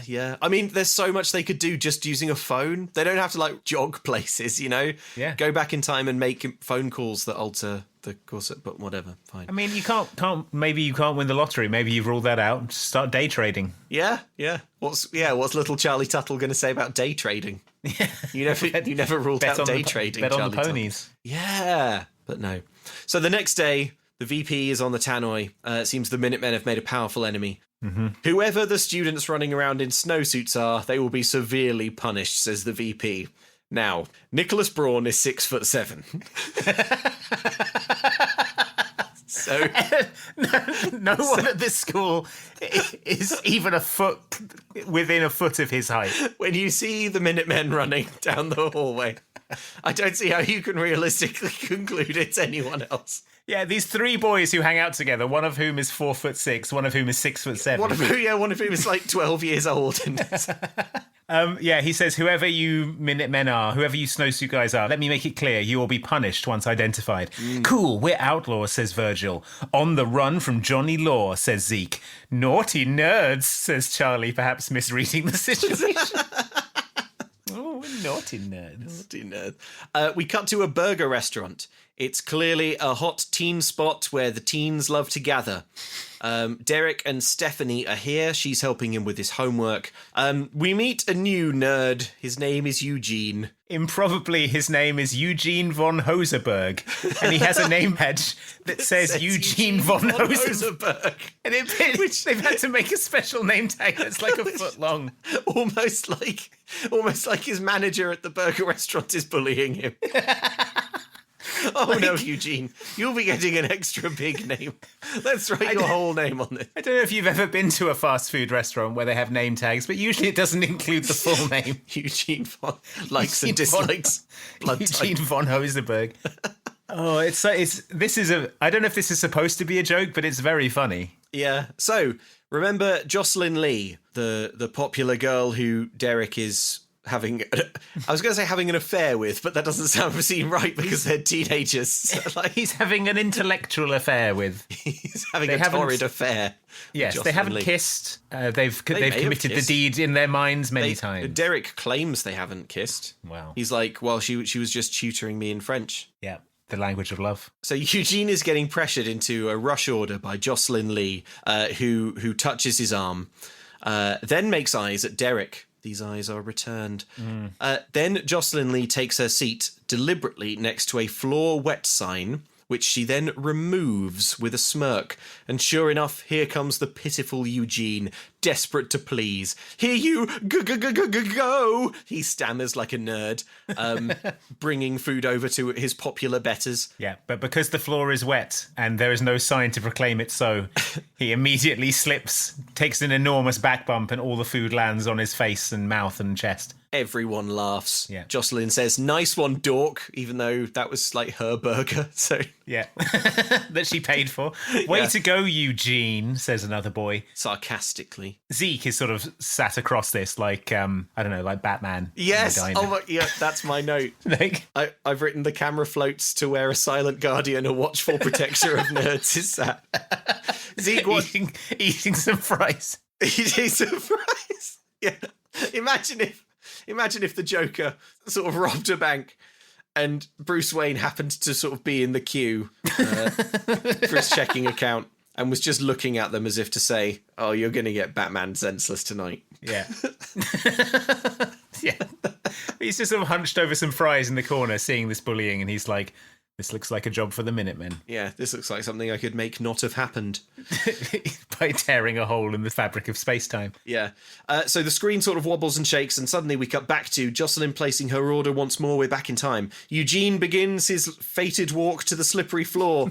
He slips, but then who should run in just in time to catch him? The Minutemen. That's right. They burst in the front door. Eugene slips, again, but they catch him. I would assume robbery. They're lucky they haven't been shot. They catch Eugene. His mop goes flying and sprays gross mop water all over the evil girls. Yeah. They shriek. Heroic music plays. "All right, snowsuit guy," says a boy. And then the guy who says "way to go, Eugene" earlier says it again, but in a nice way. And then it's like, whoa, deja vu. That's troubling. We cut to, yeah. That some people remember the alternate timelines. Oh my God, you're right. Oh no, that's bad. Again, like, this really raises the question of, like, I guess what they're trying to do is save Eugene from the social death that would have been this thing. But, like, Eugene is already a dork. He's already unpopular. Yeah. Like, they're not really improving his social standing. No, because he was swept into the strong arms of some Minutemen. Snowsuit guys. Snowsuit men. Yeah, and then everyone watching is like, hey, that's a pretty cool thing to happen. Yeah. I guess we were wrong about Eugene. Like, we thought he was a dork, but here he is being swept into the arms of the Minutemen. I guess he's cool. Now, Luke, the boys of the Minutemen are from 2008, and thus their hair could be described as unfortunate. Woeful, sure. However, the sad fact is that could well be the best their hair ever looks in their lifetime. It's possible. It could happen. It's possible. Men lose their hair. It happens. It's the stressful reality of hair loss. But men, if you've lost your hair, it doesn't mean you can't find it again. And you don't even need time travel to do so. Although, I guess that probably would work as well. Yes, true. Yeah. Hims makes treating hair loss simple with doctor-trusted options and clinically proven ingredients like finasteride and minoxidil that can regrow hair in as little as 3 to 6 months. The process is simple and 100% online. You just answer a few questions. A medical provider will determine if treatment is right for you. And frankly, your only other option is to go back in time, cut the hair off of yourself in the past, and go back to the present with a bag of hair. Sellotape it to your scalp in the present. So start your free online visit today at hims.com/momcan'tcook, all one word. That's hims.com/momcan'tcook for your personalised hair loss treatment options. hims.com/momcan'tcook. Results vary based on studies of topical and oral minoxidil and finasteride. Prescription products require an online consultation with a healthcare provider who will determine if a prescription is appropriate. Restrictions apply. See website for full details and important safety information. Luke, I wish I had a time machine. Do you? Why? For a number of reasons. Okay. Well, yeah. First of all, kill Hitler. Okay, and then second of all, prevent minor embarrassments to nerds. Ah, yeah. And then third of all, the third reason you've is got it time. would. You've got a time machine. Yeah. You've got all the time in the world. The third reason I would use it for is to give myself more time to do the blimmin' grocery shopping because I've never got time for it. Oh. I'm so busy killing Hitler. I don't have time to go grocery shopping. I need onions. I know. Look, we've all got something going on, haven't we? Our schedule is so full. We don't have a lot of time to go grocery shopping, whether it be work, school, killing Hitler. But Hungry Root is like having your own personal shopper, and it doesn't even generate any black holes or cause any sort of seismic time disruptions to get any worse. Hungry Root takes care of the weekly grocery shopping, recommending healthy groceries tailored to your tastes, nutrition preferences, and health goals. That's right, you just tell them about your goals and preferences and they fill your cart for you with personalised recommendations that get smarter as they learn more about what you liked or didn't love. Hungry Root also has great options for the whole family with healthy groceries like smoothies, kid snacks, sweets, ready-to-eat meals, salad kits and even supplements. So take advantage of this exclusive offer. For a limited time, get 40% off your first box, plus get a free item in every box for life! And that's even if you time travel, extending your life. Yeah. So go to hungryroot.com/momcan'tcook, all one word, and use code momcan'tcook. That's hungryroot.com/momcan'tcook, code momcan'tcook to get 40% off your first box and a free item of your choice for life. hungryroot.com/momcan'tcook, code momcan'tcook. Andy, I'm a disreputable nerd. Don't need to tell me. My social status couldn't be lower. Mm-hmm. There's absolutely nothing for it. I'm going to have to ask the Minutemen to go back in time and intervene in all the embarrassing, humiliating, dorkish things that I've said and done. It's the only way to improve my school life, isn't it? There's no other way to look cool for me, is there? Luke, there's no need to rupture the fabric of space-time, potentially killing all of us, just to look cool. All you need to do is go to insertcoinclothing.com and pick up some of their great gaming-inspired apparel. T-shirts, jackets, hoodies, you name it. Pajama bottoms. Accessories. Man. All of the stuff that you need to look your best at school. Why are you going to school? You're in your late 30s. Well, to show everyone my cool pajama bottoms. Oh, fair enough. Right. Well, Luke, you could stride the halls of that school looking like the coolest 37-year-old man there in a Johnny Silverhand t-shirt from Cyberpunk 2077. Sick. Oh man, what else we got? Rainbow Six Siege, Ace Attorney, Astrobot, Bloodborne. Let's see some of this Bloodborne stuff. Look at these pins. So cool. Even if you're just casual, you're not even intending necessarily to buy, I recommend going to insertcoinclothing.com and having a browse because it's really cool stuff. If you like video games, it's all just like brilliant little in-jokes and beautifully made items and lovely pins and all sorts. And any of it would definitely improve my social standing. The great thing about Insert Coin is they've given us a code for our listeners. Well done, Insert Coin, narrowly missing the double-teamed episode and having to do a code for that. Bet you're feeling pretty smug right now, aren't you, Insert Coin? Yeah, well, Insert Coin have provided us with a code. So visit insertcoinclothing.com and simply use the code TuttleRecall. You remember because he's Charlie Tuttle? That's pretty damn clean. Little Charlie Tuttle. And it's a time... Yeah, it's good. That's insertcoinclothing.com and use code TuttleRecall for 10% off online orders. Codes are not applicable on charity items, bundles, gift cards, postage, and some products at launch. Codes cannot be combined with other deals or promotions and are valid until the end of 2025. That's right, Andy. Andy? Oh no, he's gone back in time. Again? To save nerds? I keep telling him, if you're gonna go back in time, don't do it to save nerds. And plus he's gonna miss me, Luke, talking all about Huel, the frickin' idiot. Folks, Huel is a sponsor of today's podcast. That's Huel, Huel. It is a delicious complete meal in one bottle. We're talking 35 happy grams of protein and 27 vitamins and minerals. Huel sent us some Huel Black Edition to try out, and we've both been really enjoying it. I will often reach for a bottle on a busy day if I just don't quite have time to cook up something for lunch, and it's brilliant to know that I can get something that's filling, that's delicious, and is nutritionally complete. And listen, Andy would be furious if he knew I was doing this, but I'm prepared to offer you, listeners, a code that gets you 15% off Huel plus a free gift using our exclusive code MomCan'tCook at Huel.com. That's 15% plus a free gift for new customers using the exclusive code MomCan'tCook at Huel.com. Please see our description for the terms and conditions. Skip the stress, not the nutrition. Try Huel today for complete nutrition, bottled. All right, he's still not back, so I'm going to go back in time and stop him going back in time. And if he should go back in time, then I'll grab him and we'll both go back in time. But at least then we'll both be together in the infinite time stream. That's the end point of Mom Can't Cook.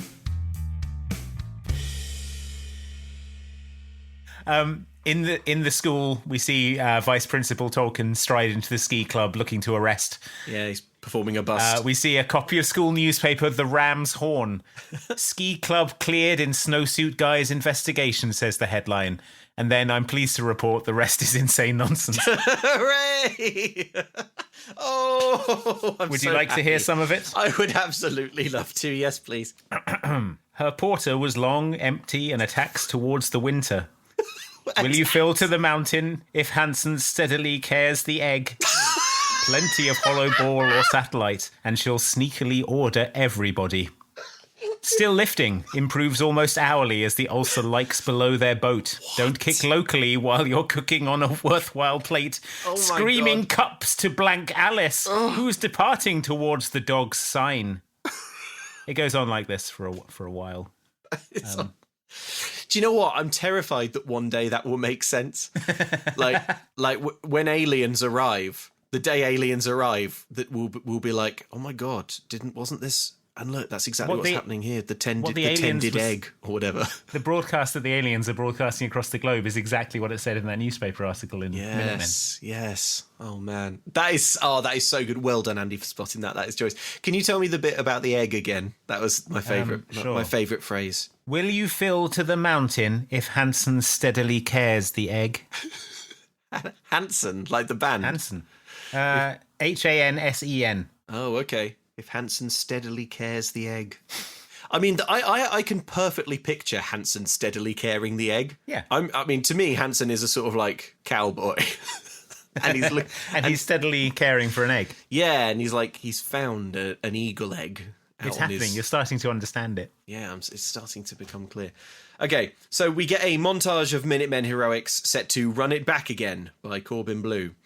They wake up a girl who's fallen asleep in class before anyone can see she's drooled everywhere. Yep. They free another boy from the vending machine before... Stop him being put in there in the first place. Well, no, that could have been more than 48 hours ago. He's been in there for 2 days. We got here as soon as we could. We went back as far as we could, and you had still been in it for 2 days. But they break him out before anyone sees. They remove a toilet hygiene ring thing from a boy's ass before anyone sees. They're mostly just doing things before anyone sees. It's the most low ambition time travel you've ever seen. But also during this montage, it becomes clear that the Minutemen are being watched. Yes. Zeke sees a surveillance man looking at him in his junkyard. Virgil's being surveilled in the convenience store. A black van tails Charlie. Coming out of the montage, we're back in the cafeteria. Eugene is bragging how he's best friends with the snowsuit guys. He's popular now, and he doesn't want to talk to Virgil, who hasn't been swept into the arms of the Minutemen. The Minutemen sit alone on their lunch table. They're talking about how Eugene seems to have copped an attitude since they saved him. You know who else copped an attitude? Chester, they say. Yeah. We pan over to Chester. He's wearing a tracksuit and a baseball cap, talking about how he's a trendsetter. Yeah. He calls the Minutemen doorknobs. Suddenly, Steph runs up. She's wearing a Snowsuit Guy's t-shirt. She's excited to tell Virgil she got accepted into UC Belmont, which isn't a real college. And also, no, she didn't. She says, I got accepted into UC Belmont, but she's applied for a cheerleading scholarship, and they're sending a scout over this week, so she has to work extra hard. Or I guess she doesn't get to go. So it's like, we'll accept you on the scholarship, but only if... We'll accept you on a cheerleading scholarship. But only if you're good at cheerleading. Only if you're good at cheerleading. It's like, well, then in what way are you accepted? Yeah. It's like saying, oh yeah, I'm going to Stanford on a full ride basketball scholarship, but not yet. They need to check if I'm good at basketball and get this. I'm not. Okay, so anyway. She runs off to tell Derek about this, and then Virgil notices that Charlie is eating unusually fast. What's wrong? He says, is something troubling you? And he says, well, it's nothing really, but there's something I haven't told you about the time travel formula. I had one thing I couldn't figure out until I used an extensive internet downloading procedure. He was hacking, says Zeke, aghast. It gets worse, says Charlie. I stole it from NASA. Okay, so Charlie, having confessed that he stole part of the time travel formula from NASA, is very, very keen that the Minutemen from this point on lay low.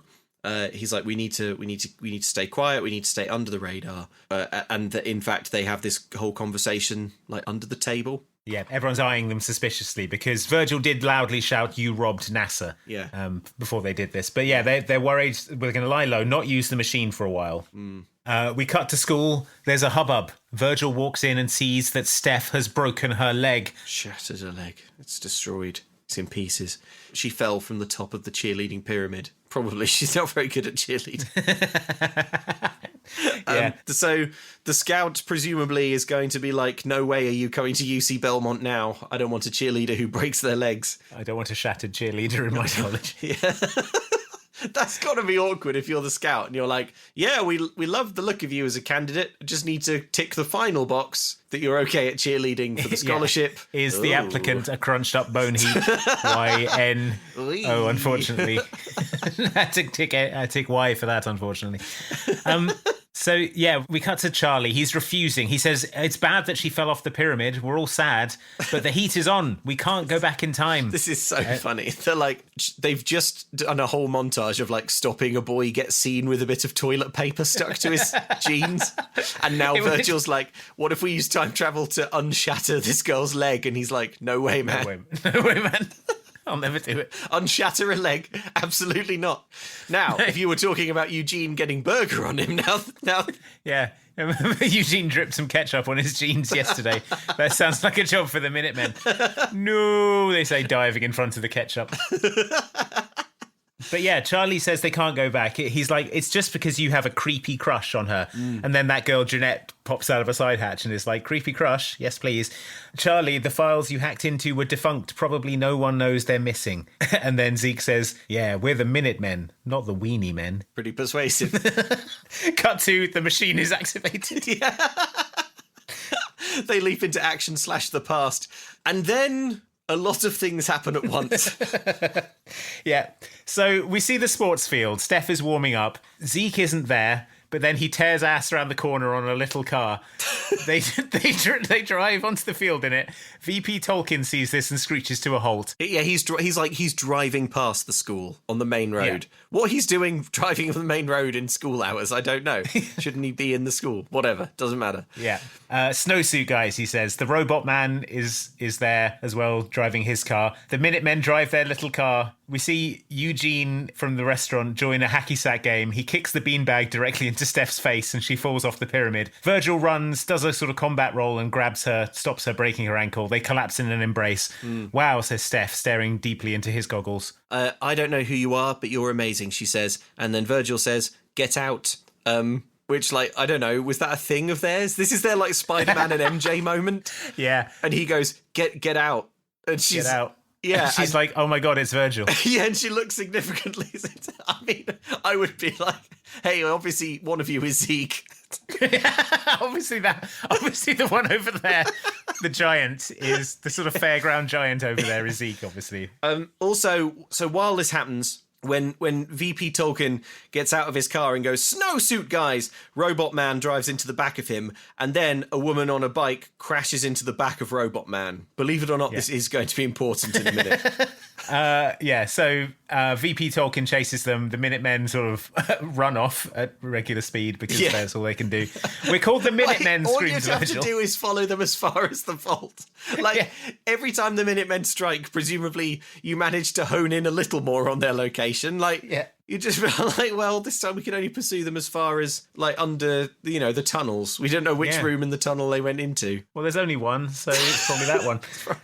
But no, they make a clean getaway. We cut to school. Chester is now a bully, but still a nerd. I think this is as good a point as any. We know that this high school is vicious, right? Yeah. They'll do anything to stick it to nerds. Yeah. If I was the jocks in this school, I would just start bullying whoever the Minutemen help. Like, it's easy. It's an easy workaround for the jocks. It's like if the Minutemen show up and save someone. Saves. If they run up and do anything, I'll be like, well, it should become like a badge of like total shame to have been saved by the Minutemen. Exactly. Yeah, you were about to share your fan fiction. Clearly, you were about to do something that was social death. So pre-crime. But there's got to be embarrassing stuff that the Minutemen can't stop or won't. Like, what if a kid his pants or something? How are they going to stop that? With a cork.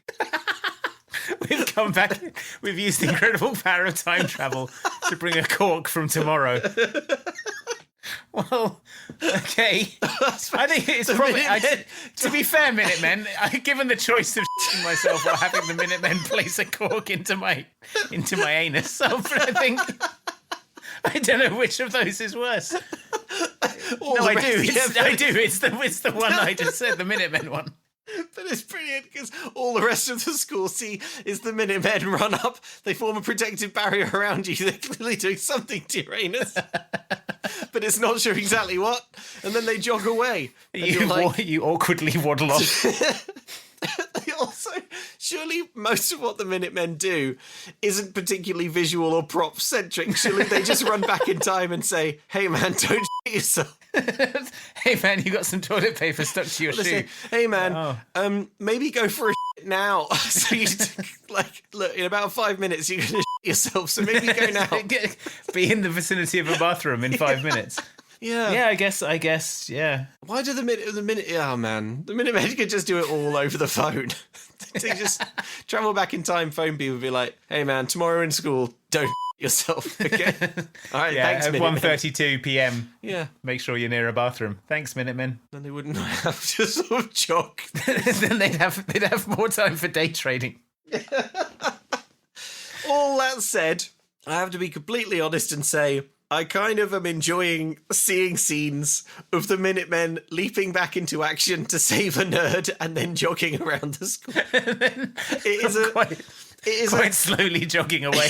It is a hilariously unambitious use of time travel, but I kind of like that. It makes you appreciate how anarchic and rebellious about how low effort this time travel is. It really makes you appreciate, you don't think about it, but then you think about all of the popular superheroes. Yeah. And they all, Spider-Man has webs, Batman has a grappling hook, The Flash can run at super speed, Superman can fly. None of them stop a crime and then jog away from it because it looks stupid and it ruins the drama of everything that they do. And other people could sort of follow them. Yeah. Yeah, that's true. It's a very important part at... Okay. Which superhero, in your opinion, has the best exit? Superman was impressive, but it's like a kind of sonic boom, isn't it? He's just like... Everyone can see it. It's either Spider-Man or Batman. Like swinging away or smoke bomb grappling hook. It's got to be like turning around and finding he's already gone. The Batman exit. Yeah, or Spider-Man just swinging off into the sky because everyone's just like, "Damn, he looks cool," and there's no way I could keep up with him. Yeah. The worst possible one is to very slowly jog away. Yeah. And be obviously 6'7" and wearing a snowsuit. There must be loads of heroes who have to do that. Like, what about Wolverine? He, I suppose you can jump or sort of run Wolverine's on all not fours. really the sort of street crime intervening sort of superhero. That's probably why, because it'd be so unbelievably awkward. Yeah. Every time he saves someone. Also in the cartoons, in the comics, Wolverine is 5'4" and basically spherical. So that's true. Yeah. You watch him just sort of waddle off. It's into a storm drain or something. It's like super dense because his skeleton is so heavy. So he's just struggling to breathe. Oh my God. I've thought of the absolute 100% worst one. Yeah. Fantastic Four. They all have to sort of go a different way. And the two of them start going the same way. And they're like, oh, this is awkward. Yeah. So like one of them just sort of like goes invisible and then you're like, well, I assume she's sort of jogging away. Well, the Human Torch can fly off. That's pretty impressive, but the Thing just has to walk conspicuously. Walk slowly off. And also Mr. Fantastic can have like really long legs and just like stride off down the street. I guess, but it is still, you are still walking away. It would be awful. Yeah. It would be like, imagine Mr. Fantastic being like, and if crime ever rears its ugly head, you all know who to call. The Fantastic Four. I'm sorry about the noise. I can't stop it doing that. It's part of the cosmic rays made it happen. Yeah, that's worse. The Fantastic, but the fact that they'd all sort of trundle off in different directions, or worse, all walk in the same direction back to their headquarters. Like, imagine if the Fantastic Four saved you. Yeah. And then you were like, thanks, Fantastic Four, for saving me. And then they're like, right, well, see you later. And then you all started walking in the same direction. No. You're like, oh, no. Well, like, the Human Torch cannot fly into the sky, but they're only as fast as the slowest member, right? They're a team. Yeah. So they basically all have to sort of walk along next to the Thing. They have to, like, escort the Thing home. You can't fit on the subway. So, like, people will try and bother the Thing, right? Like, yeah. In New York. So they probably have to, just sort of... Yeah. Oh my God, your exit from the scene of rescue is so important. You're right. It's so important, and that's why the Minutemen are rubbish, because they just sort of jog off. Slowly jog away. So, yeah, we see at school Chester is now a bully, but still a nerd. So he's walking around being like, according to my calculations, you guys are in my way, and then slapping books out of people's hands. Yeah. Chester keeps harassing us, pleads a kid. The VP intervenes. Last I remember, Chester, you were at the bottom of the food chain, he says, and I will not tolerate students leapfrogging to a higher social status. Come with me. Chester is frog marched off. The kids grab a school paper, which for some reason is reporting on the life and times of Robot Man. The headline of the school paper is Robot Man sues old lady. This has nothing to do with the school. Which is very funny in itself. But what's wild about this is it's the last newspaper was insane nonsense. Yeah. This is a real story. Okay. Local attraction and self-proclaimed street artist Robot Man filed suit today in 3rd District Court against an unnamed elderly woman for damages to his newly purchased expensive sedan. Robot Man alleges that he was properly stopped at an intersection in the vicinity of Somerton High School. That's exactly when the unnamed point where in a real newspaper it would have been Robot Man brackets real name, or like... Yeah. Robot Man's luxury vehicle recently purchased with his lottery winnings, damages to it were extensive. Unwilling to speak on the record, Robot Man did signify his frustration, covered by someone's thumb. Robot Man appeared to power down and remain stationary for several minutes. He is clearly a man shaken by his experience. That's really funny. Robot Man's affidavit was given entirely in binary code. Robot Man is suing for damages to his sedan and also for emotional stress and lost wages as he was unable to perform his one-man show 000101000111000. Oh my God, that's really strong prop comedy. Yeah. That is up for a frame and presumably can only be read if you sort of pause and take a photo with your phone that hasn't been invented yet and zoom in. Robot Man did signify his frustration by demonstrating what this reporter interpreted as a gale force wind. Funny. It is. It's good. I think that there are. This film is a comedy. I think there are some jokes in it that are good. Yeah, I think there are a fair few. I agree. Okay, I mean that's not really one. That doesn't really count as one because it's not. Because you can't see it unless you pause it on Disney Plus. The audience is unable to perceive it. So. you have to pause it 16 years in the future. On Disney Plus. Oh man. Oh, that's really good. Okay, so anyway. We're changing the outcome of things we never planned on, says Charlie reading this. Our jumps are causing a chain reaction. Chester's never been in trouble. Robot Man suing an old lady. That's the last thing Robot Man would do. That's a world, it's a world gone mad. A world gone mad, he says. We cut to Virgil's house. He's sort of sweeping up in the yard. Again, his parents are nowhere in sight. Stephanie approaches and she offers to help him. But guess what? She's got him banged to rights. Snowsuit guy? What? No. Don't even try it, no. Verge. Get out, please. You, Charlie, and Zeke Thompson are the snowsuit guys. Stephanie. Oh, I knew it! Oh, that is so cool. See, I figured it out because I started thinking about it. All those kids that you helped, it was always right before something bad is about to happen, just like with me. Steph, that is ridiculous. How in the world are we gonna know when something bad is gonna happen? That's exactly what I asked myself. And I thought about it, and I thought about it, and I figured it out. No, you didn't. Yes, I did. No, you couldn't have. Admit it, Virgil. You, Charlie, and Zeke Are time psychic. travelers. What? Who said What? time travelers? No. Get out. We are psychic. We're psychic. No, I heard you. No, You're right. No, Virgil, you said time travel. Spectacular unforced error here from Virgil. Come on, Virgil. Yeah. So Stephanie's like, that's so cool, how do you do it? And Virgil's like, and then we cut to a different scene. Yeah. We cut to him not explaining it. Yeah. It's a football game. Why are we here, says Zeke. Some poor kid always embarrasses himself at these things. Keep your eyes open, says Virgil. This is another flaw in the Minutemen crime-fighting strategy in that they have to see the thing happen. Yeah, I suppose they do, really, don't they? Because if you just heard about, like, oh, man, did you hear what happened to old Benson after the football game? No, what happened? He accidentally kissed the mascot full on the mouth. Okay. Yeah, it was pretty wild. And the Minutemen are like, well, we should stop that. But how exactly? Because we only got 10 minutes. Yeah, so they need to have seen something happen, so that they're kind of going to events like football games where they're like, oh, some kid always embarrasses himself at a football game. Yeah. Let's observe an event and then stop it happening yesterday. Yeah, they're like Peter Parker on a rooftop with a police radio, you know, like, come on, crime. Not even, they're Peter Parker on a rooftop looking for a crime they're Peter Parker not dressed as Spider-Man walking around looking for a crime, and then if they see one they can run back to Spider-Man HQ, dress up as Spider-Man and come back and help. Come back and stop it. Yeah, so it's not the most efficient crime fighting system, but fine. We see Jeanette hitting on Charlie, he's hating it.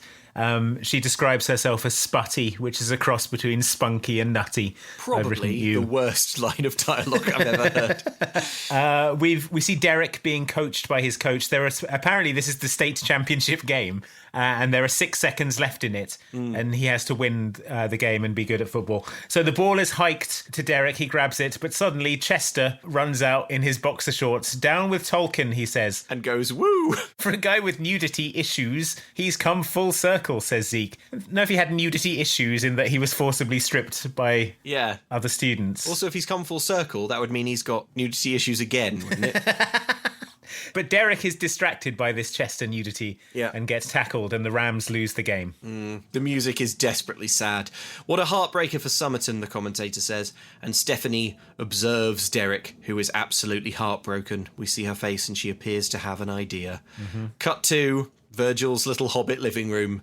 Stephanie can't keep a secret. She sang like a f***ing canary. Yeah. Amy comes down again. Derek takes a long pull on a clay pipe full of pipeweed. Too much pipeweed, Derek. It's addled your wits. Amy comes down again and just sort of again is sort of objectionable and then leaves. My note is like, is this a cameo? Is it whoa? It's yeah. You know, from some like other Jojo Siwa or something. Yeah. I don't know. Anyway, Derek is like, I would have won. I swear this game was a huge deal for the school.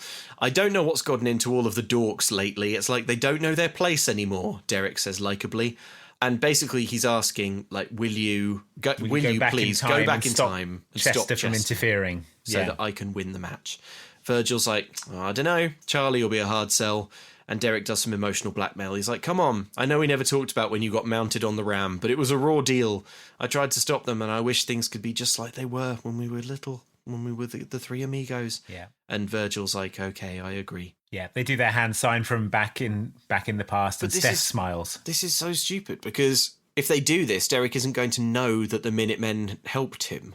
So, like, things aren't going to be just like they were. Virgil will go up to Derek and be like, hey, can we reconnect like you said? And Derek could be like, well... amazingly, Virgil does have a plan for this that he goes through with, which we'll find out. Yes, actually, fair enough. Yeah, okay. Yeah. So back at the lab, Charlie is like, I can't believe you want to help Derek after what he did to you. And Virgil's like, no, it didn't go down that way, man. He wanted to help us, but he just couldn't. Yeah. And Charlie's like, in addition to that thing, also we're damaging the space-time continuum with our time travel, and it could destroy the planet. But Virgil points out that it is their fault because they changed Chester's personality into a nudity-loving bully. Freakazoid. Yeah. A super freak. Charlie concedes that, like Oppenheimer, he has lost control of his creation. Yeah. It's mission time. Okay, so Zeke, before he goes on the mission, he picks up a grappling hook, and the others are like, why have you got a grappling hook? And he's like, it'll come in handy. And I've written down, grappling hook feels like it'll be a thing. Mm-hmm. They're clearly sort of, at this point, trying to see... I don't even think this is the first time. Like, just know that every time they go back in time, Zeke picks up a grappling hook and is like, I'll take my grappling hook. Can't wait to grapple some things, yeah. We also see Virgil put a video cassette into his pocket. Yes. So in they go. This time we stick with Jeanette, which is interesting. Although we don't really see her do anything, so we're none the wiser as to what she actually does. Yeah. But she does see a newspaper change in front of her. The headline changes from Rams sting Hornets in final seconds to Snowsuit guys tackle streaker. Was there any newspaper lunacy that you spotted here? Well, no. The headline says Beauregard fumbles in Hamilton heartbreaker, but the text underneath is about how they won the game. Okay. But then the headline changes to be about how they won the game. They won the game. So the text was already about how they won the game. Well, but it's you don't fine. have to write 2 loads of text, do you? Not when you're... This is so weird. So, yeah, Snowsuit Guys tackle streaker. The text now is from the Robot Man car crash story, but whatever. The boys flash out of the time machine. They all land safely except Charlie, who eats shit. Hey, guys, have you seen this? Says Jeanette and shows them the newspaper. Okay, so...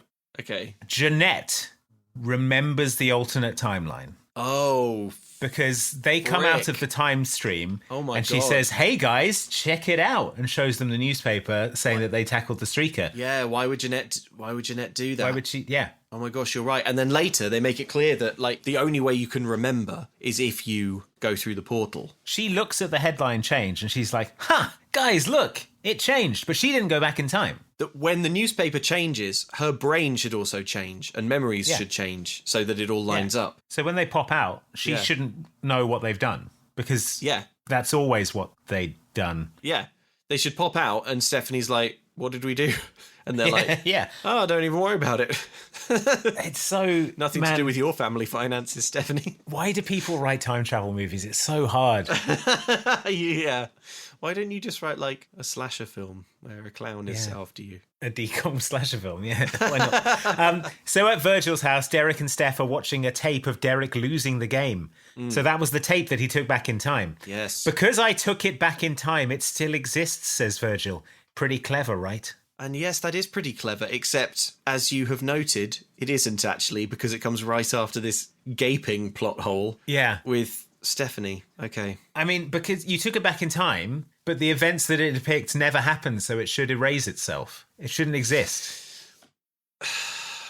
When you go back in time, the tape should... But the Minutemen shouldn't remember the original timeline either, because it never happened. But from the Minutemen's point of view, their time is linear. We didn't have this trouble with the puff point. No, we didn't. No, we didn't. That's because the puff point was just like, what if a man was a baby? Naughty made a mess. That's much more graspable. We can't get bogged down in this, right? No. So Derek is impressed and he's like, you're the man for changing time. I've got to tell the guys about this. No, you can't tell anyone, says Virgil. But we've got to celebrate, says Derek. Big party at mine tomorrow and you got to be there. Mm-hmm. And Virgil says, I can't. I'm hanging out with Charlie. The weather network's counting down the top 10 hailstorms of all time. Wait, that's rubbish. I'll come to the party instead. We cut straight to the Jock Rager. Yeah. Virgil brings Stephanie some punch. Once more, they chat and make small talk. There's a dance on Saturday. Are you going? I guess, she says glumly. Do you still dance like you did when you were 4? To Barney the dinosaur. I remember you doing it. Stephanie says, yeah, I go to everything. It's a sickness when you think about it. Sometimes I wonder, she says, if I chose the right path. I mean, look at you. You don't seem to mind that you're... And she sort of leaves the end of that sentence hanging. They kind of have a chat, and it turns out that the grass is always greener, wouldn't you know? Nerds seem to have more fun. No, jocks have more fun. They sort of argue back and forth as to which of the two social binaries has it better. Derek comes and sits between the two of them, and then Virgil says, "Oh, I forgot to cancel with Charlie. I'll call him." And then he observes Derek and Jocelyn Lee looking at each other. Hilariously, Charlie's house is directly opposite Derek's, and he can look out of his window like a Victorian ghost and see Virgil doing the mashed potato and like the Gangnam Style and stuff through the window. It's so funny. He's like, "Oh, I forgot to cancel with Charlie, but I'm sure that won't come up. It's not like he lives 20 feet away from my location right now." With a big floor-to-ceiling picture window that you can look into the party from. Yeah, then we got to Charlie just basically in the next apartment, sort of like looking in the window at Virgil having a great time. Forlornly looking at him doing Gangnam Style in the... What are the odds that they live this close? It's so funny. Okay, so we cut to a phone apology. Virgil tells Charlie he's really sorry. Charlie forgives, but says he's still worried about the time travel ripple effects. And then beep, beep, beep. Uh-oh, Virgil's getting another call. It's from Stephanie. She's sobbing. She can't believe he... "Don't go anywhere, I'll be right there," says Virgil, throws the phone into a fish tank, dives out the window, breaking the glass, sprints across to her house, climbs the trellis, vaults onto her balcony, kicks over a potted plant that smashes. He's like, "I got here. You did what? Derek and you broke up? What? What? So you're single now? What? He offers her a bag of pasta shells. He says that he meant to get pistachio nuts. Because he remembered that she liked them when she was 2. I'll be right there. I'll just take a quick stop to get you some pistachio nuts. I remember when you were 6, you liked pistachios, so I bought you 1,000 pistachios. I thought you and I could have a meaningful moment lying on your bed eating pistachios. She says, "Thanks for coming over. You're an amazing friend." "Yeah, sure," says Virgil. Friend. And the word is ashes in his mouth. Sure. Friend. Yeah, it's rough. Derek calls. Yeah. And she says, "Oh, that's Derek on the phone. I have to end it once and for all, so you have to go." So then Virgil leaves, having been there a total of 45 seconds, during which time he gave her some pasta shells and kicked over a plant.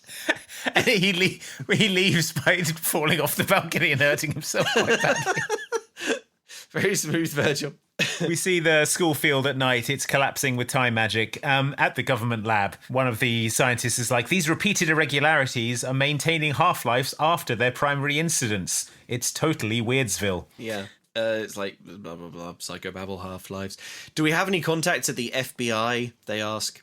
Cut to the burger place. A G-man is following Virgil, who's meeting with Derek. Derek explains to Virgil that people expect him to cheat. He's simply so popular. Yeah. And Jocelyn kissed him first. So that's not cheating, right? Says Derek. Anyway, he needs a favour, and perhaps you have guessed what it is, listener. He makes an indecent proposal. He says, "How about this? You go back in time and make it so that I'm not caught cheating. Full stop." Yeah, full stop. And in return, Stephanie, nothing. who you love, continues to have a horrible boyfriend, me. And Virgil's like, but "Deal." get this, here's the sweet part. You can be there watching it. Virgil's like, "Deal, man." I don't know, I got to think about it.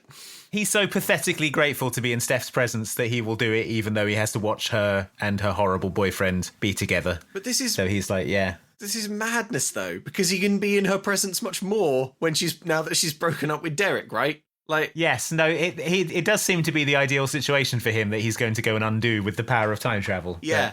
And also, like, apart from how it selfishly benefits him, the one thing we know about Virgil is that he cares deeply about Stephanie. And Stephanie's found out that Derek's cheating on her. So he's going to go back in time and make it so she doesn't know. Doesn't find out. Yeah, not to stop him from cheating, no, but to stop her from finding out. Yeah, and like, both bad. Like, don't do this to Stephanie. But anyway, so Virgil walks along pondering this dilemma. He doesn't know what he's going to do, but then he's abducted. Luckily he doesn't have to figure out this dilemma because Ethan Hawke from the Black Phone bundles him into the back of his van. Yeah, FBI agents hurl him into an unmarked van. He's driven to some kind of crisis command centre. The funniest thing about this is he's bundled into the back of an unmarked van, and then an ADR line goes, "Put on your seatbelt." Because they're on the Disney Channel, remember? So good. Here there are photos of all the kids all over like investigation boards. It's clear that much has been happening behind the scenes. Good afternoon, gentlemen. My name is Agent Rehnquist of the Federal Bureau of Investigation. I'm gonna let you boys in on a secret. A national secret. In 1969, shortly after the Apollo 11 moon landing, the United States government began funding a number of new scientific projects. One of these projects was time travel. What? Time travel? Crazy. I mean, that's like so science fiction. Hollywood baloney. That's not. Project turned up few results and was eventually shut down. Files never again touched. That is, until 2 months ago, when an industrious individual or individuals broke into the NASA mainframe using a computer we traced to Somerton High School. All right, What my friend was about to say is that if you're not going to charge us with anything, you can't keep us here. That's right. Look it up. I took a semester of government. Got a B-. I don't understand, sir. You just letting them go? So the FBI can't do anything about these children with an unlicensed particle accelerator. They really did just walk in. The FBI came in, informed them that the government has a top secret time travel project, and then let them go. This is a huge net loss for the FBI. This kid with a semester of government lessons is like, nice try, FBI. I'm walking out of here. And then as they go, damn, he's right. As they go, a G-Man says to Agent Rehnquist, "Are we really letting them go?" And Agent Rehnquist says, "We get more information just by watching." Well, then why did they stop watching and arrest them? But also, they don't watch them. No one follows them. Oh, they were already watching them, and now they've just arrested them. Said, "Hey, by the way, here's some extremely explosive information about the government." About the government and time travel. Can we leave now? Yes. Yeah. Yes, you can. Yeah. So the Minutemen have walked free. They're fretting, though. They're like, we've got the FBI on our backs. Yeah. We've got to stop time traveling. Oh. But they sort of have a big argument and falling out. Yeah. There's 27 minutes left of runtime, by the way. It's one of those run like clockwork kind of DCOMs. It's good stuff. Yeah. Virgil blames Charlie for getting them in deep with the government. Charlie's like, WTF, I wanted to stop ages ago. Zeke agrees. Virgil tells Zeke that they gave him a life. Charlie tells Virgil he's being mean. Virgil tells him to go home. Zeke says he's better off on his own, he always has been. The Minutemen fall apart. Good luck in your new life as a popular, they hiss at Virgil. Yeah. At home, Charlie is deleting time travel data off his computer. Nice one, FBI. Hey, we know you're doing illegal time travel. Can I go home? Yes. Back at home. But don't delete any incriminating files. Oh, no. Oh, I won't. Delete.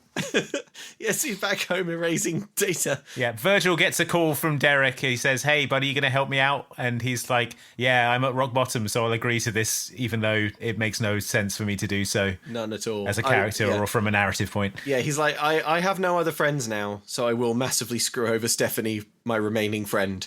Also, like, the thing that Virgil absolutely hasn't considered is that he's going to have to explain to Derek what would have happened. And that is going to be the most staggeringly awkward conversation, because Virgil and Derek aren't really good friends. And if you're Derek, Virgil's going to come up to you and be like, "Hey, Stephanie is going to find out about you cheating. Well, and I've changed it." I've changed. Well, like the football game, he's going to need a video of Stephanie. Yeah, there's no video footage, is there? Well, he's going to have to time travel and film it. Oh, of course, yeah. And then he's going to have to do it twice, and then time travel again with the film of it and stop it happening. Yes, that's right. Yeah.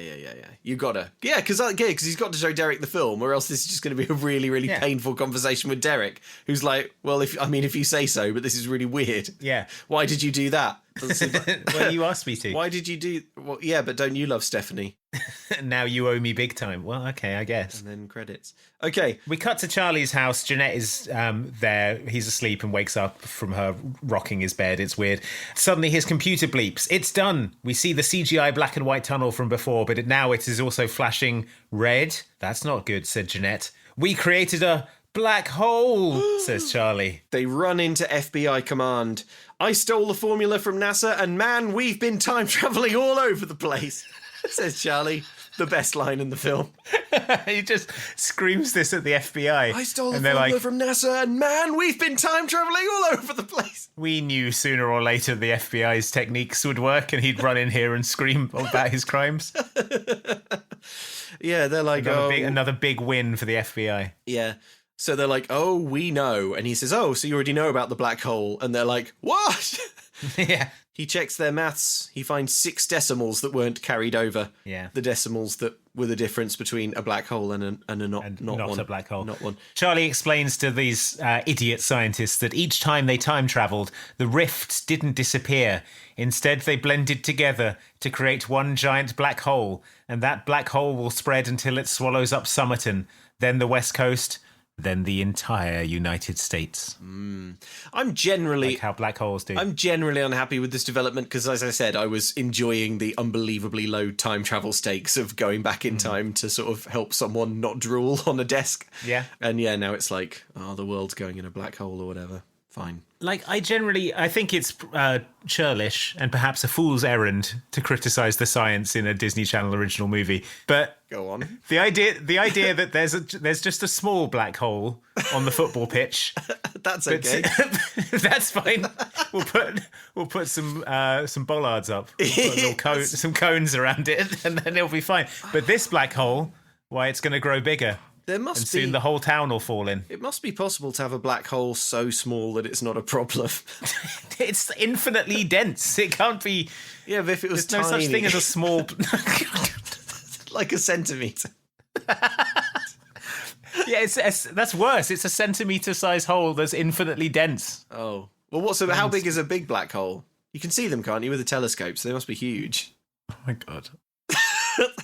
Don't at me, scientists. It doesn't. Right.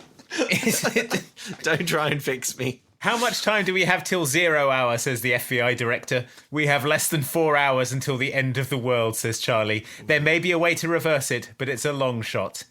We cut to a bunch of kids walking across the football field, which has a black hole underneath it.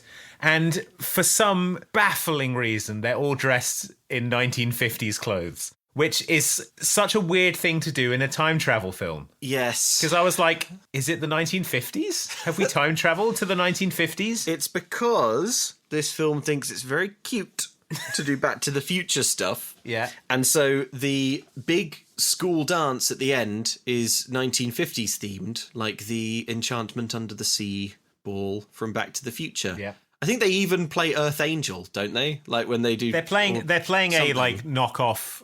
Johnny Be Good on stage. Yeah. So okay, so it's 1950s themed, which means Zeke didn't have to dress up at all. Derek finds Virgil at the dance. On it. He's like, is everything set? And Virgil says, sure. Sweet, we'll go as soon as they announce the winners, says Derek, extremely chill about his upcoming time travel adventure. Yeah. But he shouldn't go, right? I don't know why Derek is going. He's the subject in the past. Why is Derek going? Yeah, they never see themselves... to stop himself being caught cheating. They never see themselves in the past. So if he goes back in time... Nothing good's going to happen. Maybe that, yeah. Well, maybe there isn't a him in the past to kiss Jocelyn Lee because he's... I don't know. Maybe he's going back to murder himself in the past. Yes. A dead man can't kiss Jocelyn Lee. Maybe he's going back in time to cheat on himself with himself. I went back in time, but unfortunately, I was seduced by Jocelyn Lee. So there were 2 of me kissing Jocelyn Lee. So Stephanie's at the punch bowl too. Virgil starts rambling slightly oddly about, hey, Stephanie, do you believe a moment can change your life? And she's like, yes, obviously. That's how time works. That's pretty much what a moment is. He says he doesn't know if the next moment will change their lives for the better or the worse. And then they are announced as homecoming king and queen or something. They are the winners of the contest to be. Yeah, they've won it. I don't know. Vice Principal Tolkien announces them as the king and queen of the dance. They look shocked and happy, and Derek looks shocked and mad. Yeah. This is such a surprise, says Steph. Not really, says Virgil. I guaranteed that we'd win by going back in time and stuffing the ballot box. What? What? What? When you know the stakes and the... Also, why did you need to travel in time to do that? You could have just done that. It's not like knowing the outcome of it in advance helped you to stuff the ballot box.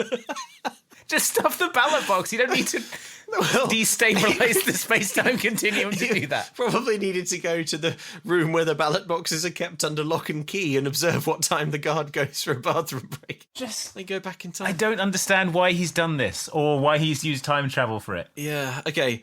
So they're announced as winners. They slow dance. She asks if he really went back in time. He says, yeah, to stuff her ballot box, but not his. Who'd vote for me? Which is an odd thing to say because, everyone has. So are you going to explain this or what? I guess no. She says, I would. And then they sort of dance close together. This is weird, she says. A good weird. How can you be friends with someone for so long and then it's different? Good different, she says. Different. They get closer, lean in, but just before the kiss, here comes Derek. He's like, hey man, let's get out of here and go back in time. Let's go back in time. He sort of drags him off. Some bros see this and they're like, oh, we knew Derek would be mad about Virgil bringing Stephanie. And they start chanting for a fight. Oh no, says VP Tolkien, powerless to do anything. Yeah, he's like... I've written, the black hole will destroy the world in 4 hours, guys. Can we focus up, please? So they're out in the hallway. Virgil's like, I've changed my mind, Derek. Actually, I was about to kiss Stephanie, so I'm thinking maybe I won't go back in time and change it so she's still in a relationship with you who cheated on her. Yeah. And Derek's like, Virgil, a promise is a promise. And then all these other kids run up and they're like, please start fighting now. Yeah. Then Charlie and Jeanette run in. Charlie runs up and he says, we have less than an hour to save the planet. So what was Charlie doing for 3 hours? Because in the last scene, he said they had 4 hours. And now they've only got 1. So what did he do? Did he go and watch a film? He watched Gladiator. He watched Gladiator. Then he went to Sbarro's for some pizza. And there was still an hour. If you told me there's only 4 hours left, you better believe I'd watch Gladiator. You better believe I'm going to watch Gladiator and get a Sbarro. Yeah. I'm going to watch Gladiator and maybe a few deleted scenes. And I think that's that. A life well lived. So the principal comes to break up this fracas, but is interrupted by the FBI. Then another man jumps out and he says, CIE. But I think he was probably meant to say CIA. Yeah. But they didn't do another take. Well, what do we have here? Looks to me like the beginnings of a fracas. What? A fracas? It's a fight. Yes, we'll sort out all the detentions later. Right now, all of you get back in the gym. Everyone, move! Everyone, freeze! FBI. Stop! CIA. Bureau of Weights and Measures. In the future, you should probably go first. See, this is the problem that I have with this film, is that I think that line you just heard was reasonably funny. Is it an absolute gutbuster? No, but it's pretty funny. It's like, this film makes me chuckle consistently. It's a problem. What I think is funny about this scene is that the black hole has opened up in the football field. Yeah. And everyone is sort of standing around it like it's a sinkhole. They're sort of like cautiously, not too worriedly, standing, I would say, 3 feet from an active black hole. Yeah, when the literal black hole gets a bit too close, they sort of take a few steps back. They go, oh, step, nearly got me. Nearly got you. This is infinitely dense. No one has ever said, "Oh, it nearly got me," of a black hole, have they? Black hole, there's a gravity well from which no light can escape. Like, better take a few steps back. So yeah, the plan is for the Minutemen. Yeah. To shut down the black hole from the inside, they'll take a remote pack (brackets question mark) that Charlie's been working on and reverse the polarity (brackets) when they land. A new way to control their jumps from the other side. Yes, they've got special vests. Uncharacteristically, the VP is like, I don't think we should let the children die. And then the FBI guy says, yes, we should. He says they have to do the jump. They're the only ones familiar with the equipment. My note is that there is no equipment. They just go they just jump in a hole. They just jump in the glowing thing, right? Yeah, exactly. The only equipment they've got is snowsuits. Virgil and Charlie bicker over who should risk their lives. Heroically, they both want to make the sacrifice. Then the FBI guy is like, I've got an idea. How about you both go? And then Zeke walks up and says, Mr. FBI Director, sir, you'll be needing me too. And my hook. Yep, and he holds up his grappling hook. Again, a good moment. I like his character in this. Fine. Outside, everyone is stood literally 3 feet from a black hole. The Minutemen come out from the back in their snowsuits. Everyone is cheering and taking photos of them. Girls swoon. Yep. It's all in slow-mo. Yep. Chester, who now has a sort of Little Richard haircut, does a twirl and shoots them some finger guns. So as they're walking through, they're kind of doing their slow motion, that bit from Armageddon, all the astronauts walking to the mission thing. Charlie lays it on the line. Once they reverse the wormhole's polarity, he says, there's no measuring how quickly it will close, brackets question mark. It could stay open for minutes or vanish instantaneously. And even if we make it out alive, there's no way of knowing when we'll come back to. Yeah, he says there's no saying we'll make it back to the same time that we left. Yes. Enormously telegraphing what's about to happen. Yeah. Zeke is hugged by some dorm babes. Oh yeah, we forgot to mention, at some point in the film, Zeke has kind of got 2 girlfriends. Two girls come up to him and like, we want to both be your girlfriends. And he's like, sounds good to me. He's like, that sort of makes sense, like mass-wise, because I'm about like 2 boys laid end to end. So yeah, that's fine. Virgil's sister comes up and is like, "You're a piece of shit. When you die, I'm going to have your room." And he's like, "Nice." Jeanette kisses Charlie. He is shocked and then carried by Zeke. Yeah. Triumphant music plays as the Minutemen approach the black hole. Steph confronts Virgil. "Whatever happens, I want you to know," she says. But then Derek comes up and interrupts. "Good luck with everything," he says. Yeah. "Just be careful," says Steph. The crowd chant Minutemen. Derek says it very significantly, like, good luck with everything, as if to say, you're still going to stop me cheating, right? Well, yeah, after you've saved the world. Having misunderstood the mission, I think. Use a little bit of that time travel juice to stop me being discovered cheating. Yeah. So everyone chants Minutemen, and they leap in. We see them swirl around in the snowy purple, and they're spat out of a hole in the sky above a kid's playground in a random field. The portal opens about a mile in the sky. I would say they're 200 feet up in the air. Yeah, and then we cut to them completing a fall of about 4 feet. Going, hop, hey, there we go. Yeah. The Minutemen all land painfully in the field, their spines broken. They impact paralysed, they're unable to complete their mission. Impact into this children's playground. they bent around swing sets and smashed up children underneath them. Yeah. They set up their antenna and begin the reversal sequence. "Engaging stability protocol," says the computer. "The vortex's polarity is decreasing." Yeah. "Stabilization achieved. I think we did it," says Charlie, and they all high five. And then they're like, "Well, we have 20 minutes until the vortex touches the ground, then we can jump back." Brackets question mark. Brackets question mark. So they've done it. They've done the thing they needed to do, but now they've got 20 minutes to kill in the past. But Virgil picks up a newspaper from a bench. He realises the date, September 3rd, 2005, the first day of school, freshman year, the day of their greatest humiliation. The incident. "This is the day a module of quantum acceleration first interacted with the space-time continuum," says Charlie. "The rocket car." Virgil thinks about this for 1 second and then starts sprinting towards the horizon. The others give chase, and when they catch up with him, you better believe it, he's at school. He's on the brink of sprinting onto the football pitch to stop himself being kind to little Charlie Tuttle in the past. Don't do it, Virgil. Virg, no! Virg, come on. Are you honestly thinking of stopping what's going on down there? Why not? Isn't that what Minutemen do? Undo mistakes? Well, I made a mistake down there. I have a chance to be somebody. Okay, but know this. What happened down there is we became friends. That day that we were tied up together on that stupid ram statue.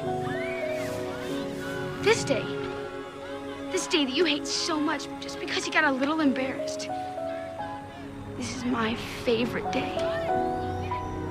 Even though I'd still be a nerd, it didn't really matter anymore. Because now I had a real friend. That I would always make everything okay. So much for always, I guess.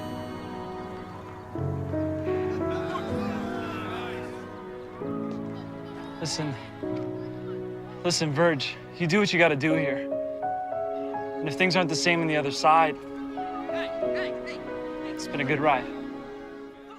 My note is that the only responsible thing is for Zeke to kill Virgil with his hook, which would be narratively satisfying as well, because it would be closure on the what's this hook thing about. On what this hook's for. Yeah, it's for doing gruesome Friday the 13th style killing blows. If Zeke mashed Virgil's head apart with his big hook, then all the children watching at home would be like, so that's what the hook was for. That's why it was there. Because, like, this is nuts that they fix all of their time travel, and then Virgil's like, well, I thought what I'd do is go further back than we've ever gone and do something absolutely massive just to make sure that Charlie Tuttle gets bullied by himself. And the other kids are like, you do you, I guess, Virgil. I think it's a neat and nice sort of narrative resolution here, because when you know, it's the inciting incident of the whole thing, this bullying act, and like as soon as they announced that they're sort of doing time travel stuff, I'm like, oh, at some point they're going to go back and undo that. But then the fact that he's like, if you undo that, we'll never be friends, and he chooses his friendship with Charlie over them, I thought it was sweet and satisfying and well done. I have to give credit where it is due to Minutemen. Fair enough. So Virgil is torn. He looks down at events unfolding, and he sees Derek running into the fray. Guys, we shouldn't do this, shouts the past version of Derek, because I have a much better idea. We should smear this all over them, he says, holding up some lipstick. This lying POS. Losers, he says. So Derek was evil all along. Kill him in the past. Just kill Derek in the... Yeah. Be like Zeke. Kill him with a grappling hook. Zeke, get him with your hook. The time-travelling serial killer Zeke gets another victim. That'd be so sick. So Charlie and Zeke are walking, Virgil isn't there, an alarm goes off. The vortex is closing. They have to run. They immediately abandon Virgil. There's like, he's done for, man. There's no way he'll make it back in time. He won't make it. So they run. Yeah. Charlie trips over for absolutely no reason. Zeke lifts him up. We're never going to make it, says Charlie. We're a mile away. My note is that Zeke could make it, I bet. Yeah, that's like one step for him. Suddenly, Virgil turns up in the rocket car. He apologises for even thinking of stopping a past bullying that he was involved in, and everyone smiles. Yeah. They do an incredibly long hand slap, but then they realise the vortex is closing and they rocket car off at slightly above jogging pace. They drive through a farmer's market, changing history, causing several car accidents, changing history. They overshoot the junction, but Zeke uses his grappling hook to do a hook-assisted U-turn. There's absolutely no way that this is faster than turning around the car normally. The car is not that fast. No, like I said, it's just slightly above jogging pace. Yeah. But Zeke's like, it's like, oh, we've taken a wrong turn. Zeke's like, whoa, don't hit the brakes. I've got an idea. Yeah. In about 5 corner, minutes. Like the Batmobile with a batarang. Yeah. It's much more likely that he would swing his grappling hook, it lodges on a tree and pulls all the bodywork off of the car. Or just yanks Zeke out of the car. He attaches the grappling hook to the car first, so it would probably just pull the Ladybird car clean in half, spilling them into the road. But yeah, they turn around. They are racing towards the anomaly. Yeah. We're not going to make it, says Charlie about 18 times. Minutemen rule, says Virgil, hits the afterburners, and they go right into the hole and flash back to the field. They made it. What's quite sweet about this shot of them driving into the vortex is that in the shot, you can clearly see loads of tyre marks where they've done it the shot a few times already. Oh. Like there are like tyre treads going into the hole, like quite a few. But I think that's nice. I think that shows attention to detail. It's an error, but you don't get errors like that in other DCOMs only because they haven't done more than one take. So to me, that shows. Or maybe it's to imply that they've done this 1,000 times and they'll do it 1,000 more. That's right. Like Feleinstein. They've gone back infinitely. Okay, so they're back in the present. They pop out minus the buggy for some reason, and then a scorched wheel rolls by. You're supposed to be jogging, says Coach, running over, and they are forced to jog. Coach looks at the tyre and says, a smoking tyre. End of scene. We cut to the school halls. VP Tolkien sees them in their Minutemen suits, but does nothing. Interesting. We say. They see the Derek, Steph, Cheesebrain interaction from the library. Yeah. It's the first day they time travelled, the day they tried to win the lottery. Nice outfits, bozos, says Derek. Yeah. And then, bristling at this, Virgil turns and says, hey, Derek, have fun with Jocelyn. What's that supposed to mean? Says Derek. I figure you're both so good with lipstick, you're a perfect match. Whoa. Says Virgil. Whoa. Yeah. That's Whoa. right. Virgil tells him, have a nice life. He says, you were always going to be a dork, Virgil, and you were always going to be a jerk, Derek. Have a nice life. And now comes the bad part of the film, that important moment where all of these brave boys are rewarded with their women. And honestly, like, you know how DCOMs wrap up? Like, the speed at which it happens? So, honestly, within seconds, Virgil summons his courage and goes to make a move on Stephanie. Hanging back, Zeke's girlfriends are here, and they look at him and go, ooh! And he goes, ladies. And even though they have never spoken to him in this timeline, and then Jeanette runs up. A second later, Jeanette runs up to Charlie and says, what's new, cockatoo? She says, you look like a superhero. And Charlie says, thanks, pumpkin, and gives her a massive kiss, which makes her panic and run away because they don't have a relationship in this timeline. Yeah, the way Zeke describes it, he says, you haven't kissed her yet. The scene in the hallway hasn't happened. The scene in the hallway. The scene in the hallway. He says the scene in the hallway. Yeah, it's so good. So Jeanette runs away. Charlie is mortified, but we see Jeanette smile secretly because, of course, her dreams are coming true and she likes to be kissed by Charlie, in fact. Yeah. Virgil rocks up to Stephanie. He says that this suit he's wearing is because he's rehearsing a play about time travel. And it got him thinking, if he could go back in time, what would he change? I'd tell Stephanie how I really feel about her, that I think she's great, he says. Mm-hmm. And then she says, if I could go back in time, I think I'd tell Virgil the same thing. And then she sort of bites her lip. Yeah. Like, sensually. Yeah. And then Charlie runs in and is like, big news, everyone, teleportation. He then gets dragged out by the Minutemen who are sort of, like, beating his ass. And then the film ends. Like, what? Did you stop watching as soon as the credits started? No, I saw the dance number, unfortunately. Oh, it's awful. Okay, there's like... it's not quite a blooper. It's definitely not quite a dance number. I describe it as charitably as a flash mob. There's like a post-credits flash mob. It's very awkward. Like, if it wasn't scripted, if it was like some funny... they're in the lab, it's full of cast and crew, and then some funky music starts playing and everyone starts dancing around in a funky way. Yeah.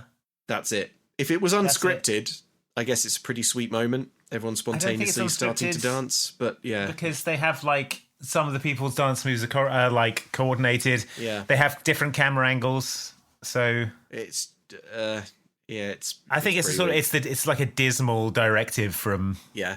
Production. Make it more fun. Hey, we need something for the credits. Everyone have a fun dance. Hey, we need something to make it seem like the last minute of this film wasn't all of the boys being awarded women for their bravery. Yeah, and that's it. Teleportation, film ends. Yep, teleportation. Okay. The last third, where it gets all black hole nonsense and stuff, and I enjoyed much less. But the middle, I don't know. Something about the idea of becoming a team of hero time travelers who exclusively go back up to a maximum of 48 hours within your own high school to stop nerds humiliating themselves is very funny to me. And I enjoyed. I would have liked to see more of that. I like the visual of the snowsuits as well. That was nice. Yeah, I think it'd have been nice if it stuck with those small stakes stuff. Because also, like, I can't believe you never actually. This is only just occurring to me, but you never actually see Virgil go back in time and have the dilemma over whether or not to save Derek. You know, like that should be the end. You know, whether or not to save Derek, to stop Derek from being found out cheating. It's like this bit. It's built up as this big thing. It's like, oh, will you use your time travel powers for evil, even if it means you can be popular? But then when it comes to it, he's like, okay, Derek, I don't know if this is a good idea. And then someone runs up and is like, black holes! Yeah, but he was probably going to do it after the black hole. But then, you know, in stopping the black hole, he saw that Derek was secretly evil. I suppose so. I just think that, like, I don't know, they'd managed to build up a decent number of characters and some love triangle stuff. Like, I'd have preferred that the drama stayed centered on that and not the continental United States going in a black hole or something. That said, you are right about the going back to the day of the ram mounting incident as being narratively nice. neat. Yeah. Yeah, on the whole, I thought it was entertaining enough. I didn't really like any of the characters, and I thought all of the time travel stuff was powerfully stupid. But it was still entertaining. Enough. I was more forgiving of the time travel, and I was really rooting for Zeke. Big Zeke. Yeah. Oh, yeah. Love him. Big old stretch. Yeah. Lumbering Zeke. Andy, may I read you an email? Yes, please. First off, thanks to the many, many, many people who let us know that Double Mint Geek is a reference to Double Mint Gum having a popular series of commercials featuring twins. It seems. Also, quick shout out to Nathan, who writes in subject line brutally called out on the podcast. I am a tall man who knows exactly how tall they are, in feet and in centimetres for the Europeans who ask me, who describes it exactly as 6'4"-ish. It is certainly a weird thing to hear yourself described on your favourite podcast as you walk around Sainsbury's while desperately waiting for someone to ask you to get something from the top shelf so you can be smug about it. So, Andy, you got him. Yeah. Direct hit. I've got their number, the talls. Direct hit on the talls. Yeah. And thank you very much, Amy, who's emailed in with an attempt to explain. Do you remember in Double Teamed the bit where it suddenly cuts to them clogging on some stairs with straw hats? It cuts to them clogging at the Carnival of the Damned. Yeah. Yes, right. Okay. Yeah. So, Amy writes, I grew up in Redondo Beach from 1981 to 2002. In college, I had a street performing license from Redondo Beach and would go perform on the Redondo Beach Pier, which seems to be what that scene is trying to seem like. Okay. There are 4 locations that you can perform on the pier, one of which were these creepy, shady cement steps between the parking structure and a location where I spent a lot of my youth, the Redondo Beach Fun Factory. I think these are what they are trying to imitate. And Amy includes a photo that features like the stairs and the Fun Factory. The Fun Factory was a huge indoor arcade with carnival rides and upsetting clown murals. I'm looking at one of these murals now. It is indeed very distressing. So I think, since the film was shot mostly in Salt Lake City and Palos Verdes doesn't have a pier, I assume they were trying to recreate the busker life of Redondo Beach in a less dingy and sad environment. That's the leading theory. Amy, thank you very much for that. Dingy and sad. Good. Carnival of the Damned. Well, thank you for that all-important context. That's I mean, it doesn't explain why they go to an insane Carnival of the Damned, but it kind of does a little. So thank you. Yeah, sort of a bit. Yeah. Thank you very much, everyone, who sent us your emails. If you want to email the podcast, maybe you want to let us know which superhero you think would have the most agonisingly awkward exit from the scene of a rescue. If so, email us at mumcan'tcookpod@gmail.com. And we also have merch. Cyclops. Oh, Cyclops is bad. But no, he would have the X-Jet, wouldn't he? Probably. Well, no, they've all the popular X-Men have left in the X-Jet. So Cyclops has got to walk back with you. And he's like, if you're not doing anything after this rescue, I mean, I've got some time, we could get coffee or something. And just like, I'm not really, no, thank you, Cyclops. Are you sure? Because, I mean, I'll pay. I've got loads of money. The Professor X gives us an allowance. And like, I've got stuff on. Sorry. Stuff on Cyclops. I could show you the X-Jet. No, thanks. This is my house. I can come in and do you need anything hit with concussive blasts from my visor? No, Cyclops. No, it's Cyclops. No one needs that. Now that I think about it, I think that guy who lives in that house was saying something recently about a concussive... I think he said he had a sentinel in his garden that was causing him trouble. Something like that, yeah. Cyclops is already jogging over there. Firing concussive blasts from his visor. Yes, Luke, you were saying that we have merch. Yes, mumcan'tcookstore.com. Or bonesforbowser.com. We've recently added a cool new design that says, my friends and I think it's wrong to go to the moon. So you can let everyone know how you feel about going to the moon, and also you can speak for your friends on the matter, which is lovely. Which is great news. We also have a Patreon full of bonus episodes of the show and the chance to join us for watch-alongs and to get your name shouted out in the credits of this show. If you're interested in any of those things, go to patreon.com/extra helpings. And there you can sign up and get our great bonus feed where we're recapping the Disney Channel original TV series So Weird, which is fully off the rails at this point. So fun. It's a thing of wonder. At the point of recording, we are days away from the episode where a town full of bee people a town full of bee people, but we do have to get through the episode that was filmed entirely on the hard shoulder of a motorway about aliens. So yes, oh man, it's a good time. So join up for that. Yeah.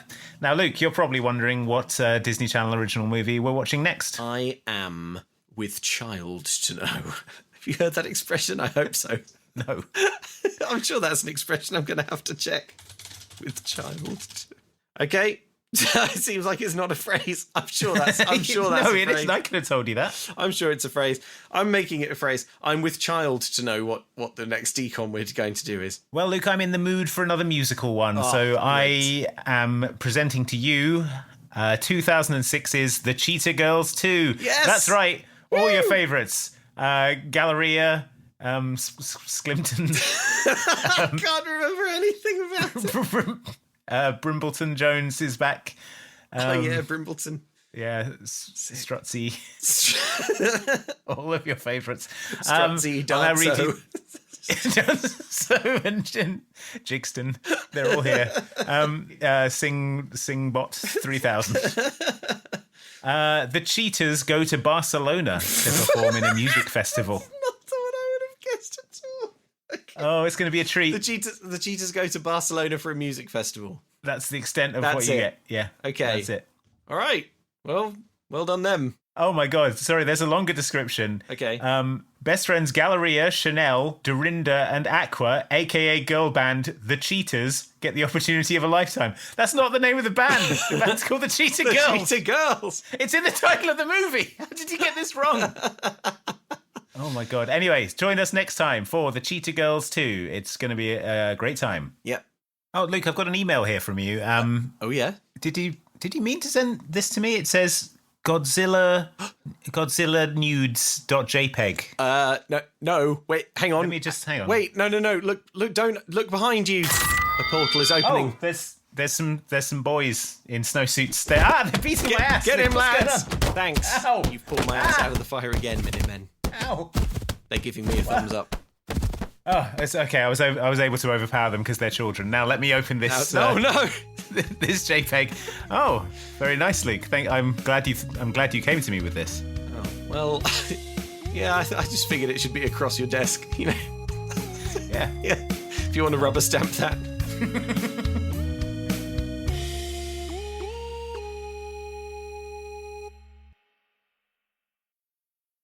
Hey Luke, are you ready to start our Minutemen missions? Yep, I'm just putting on my goggles and my snowsuit. Yep. I've got my grappling hook. I'm ready. Oh, what are you going to use that for? Oh, whatever. Probably killing jocks. Grisly murders.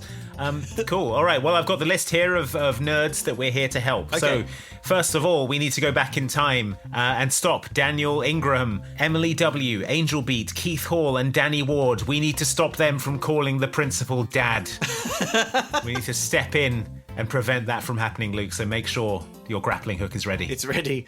And also, after that, we'll go back in time and stop Hef, Matt S., Surya Tez, Nerdazoid, brackets Sean and Clint, Hannah Lopez from shouting the wrong answer in class with total confidence. Oh, embarrassing. Dive in front of them. That was the inflection point for their whole social life. Yep. Limited Patience, brackets Kiz, Andrew the Osteogent, Crescentia Che, Rory James, and real guy named Sleepy Kong, brackets Brett. We need to go back in time and stop them from calling themselves the principal's dad, which is, again, kind of confusing. I'm not sure how it happens, but it's not going to happen because we're going to stop it. Seish, Moth Vampire, Tilly Everrower, Snowy Owl, and Anna Petahova. We need to go back in time and stop them from calling the principal's dad on the phone and telling all of their secrets to him, because then he passes them on to the principal who reads them on the tannoy.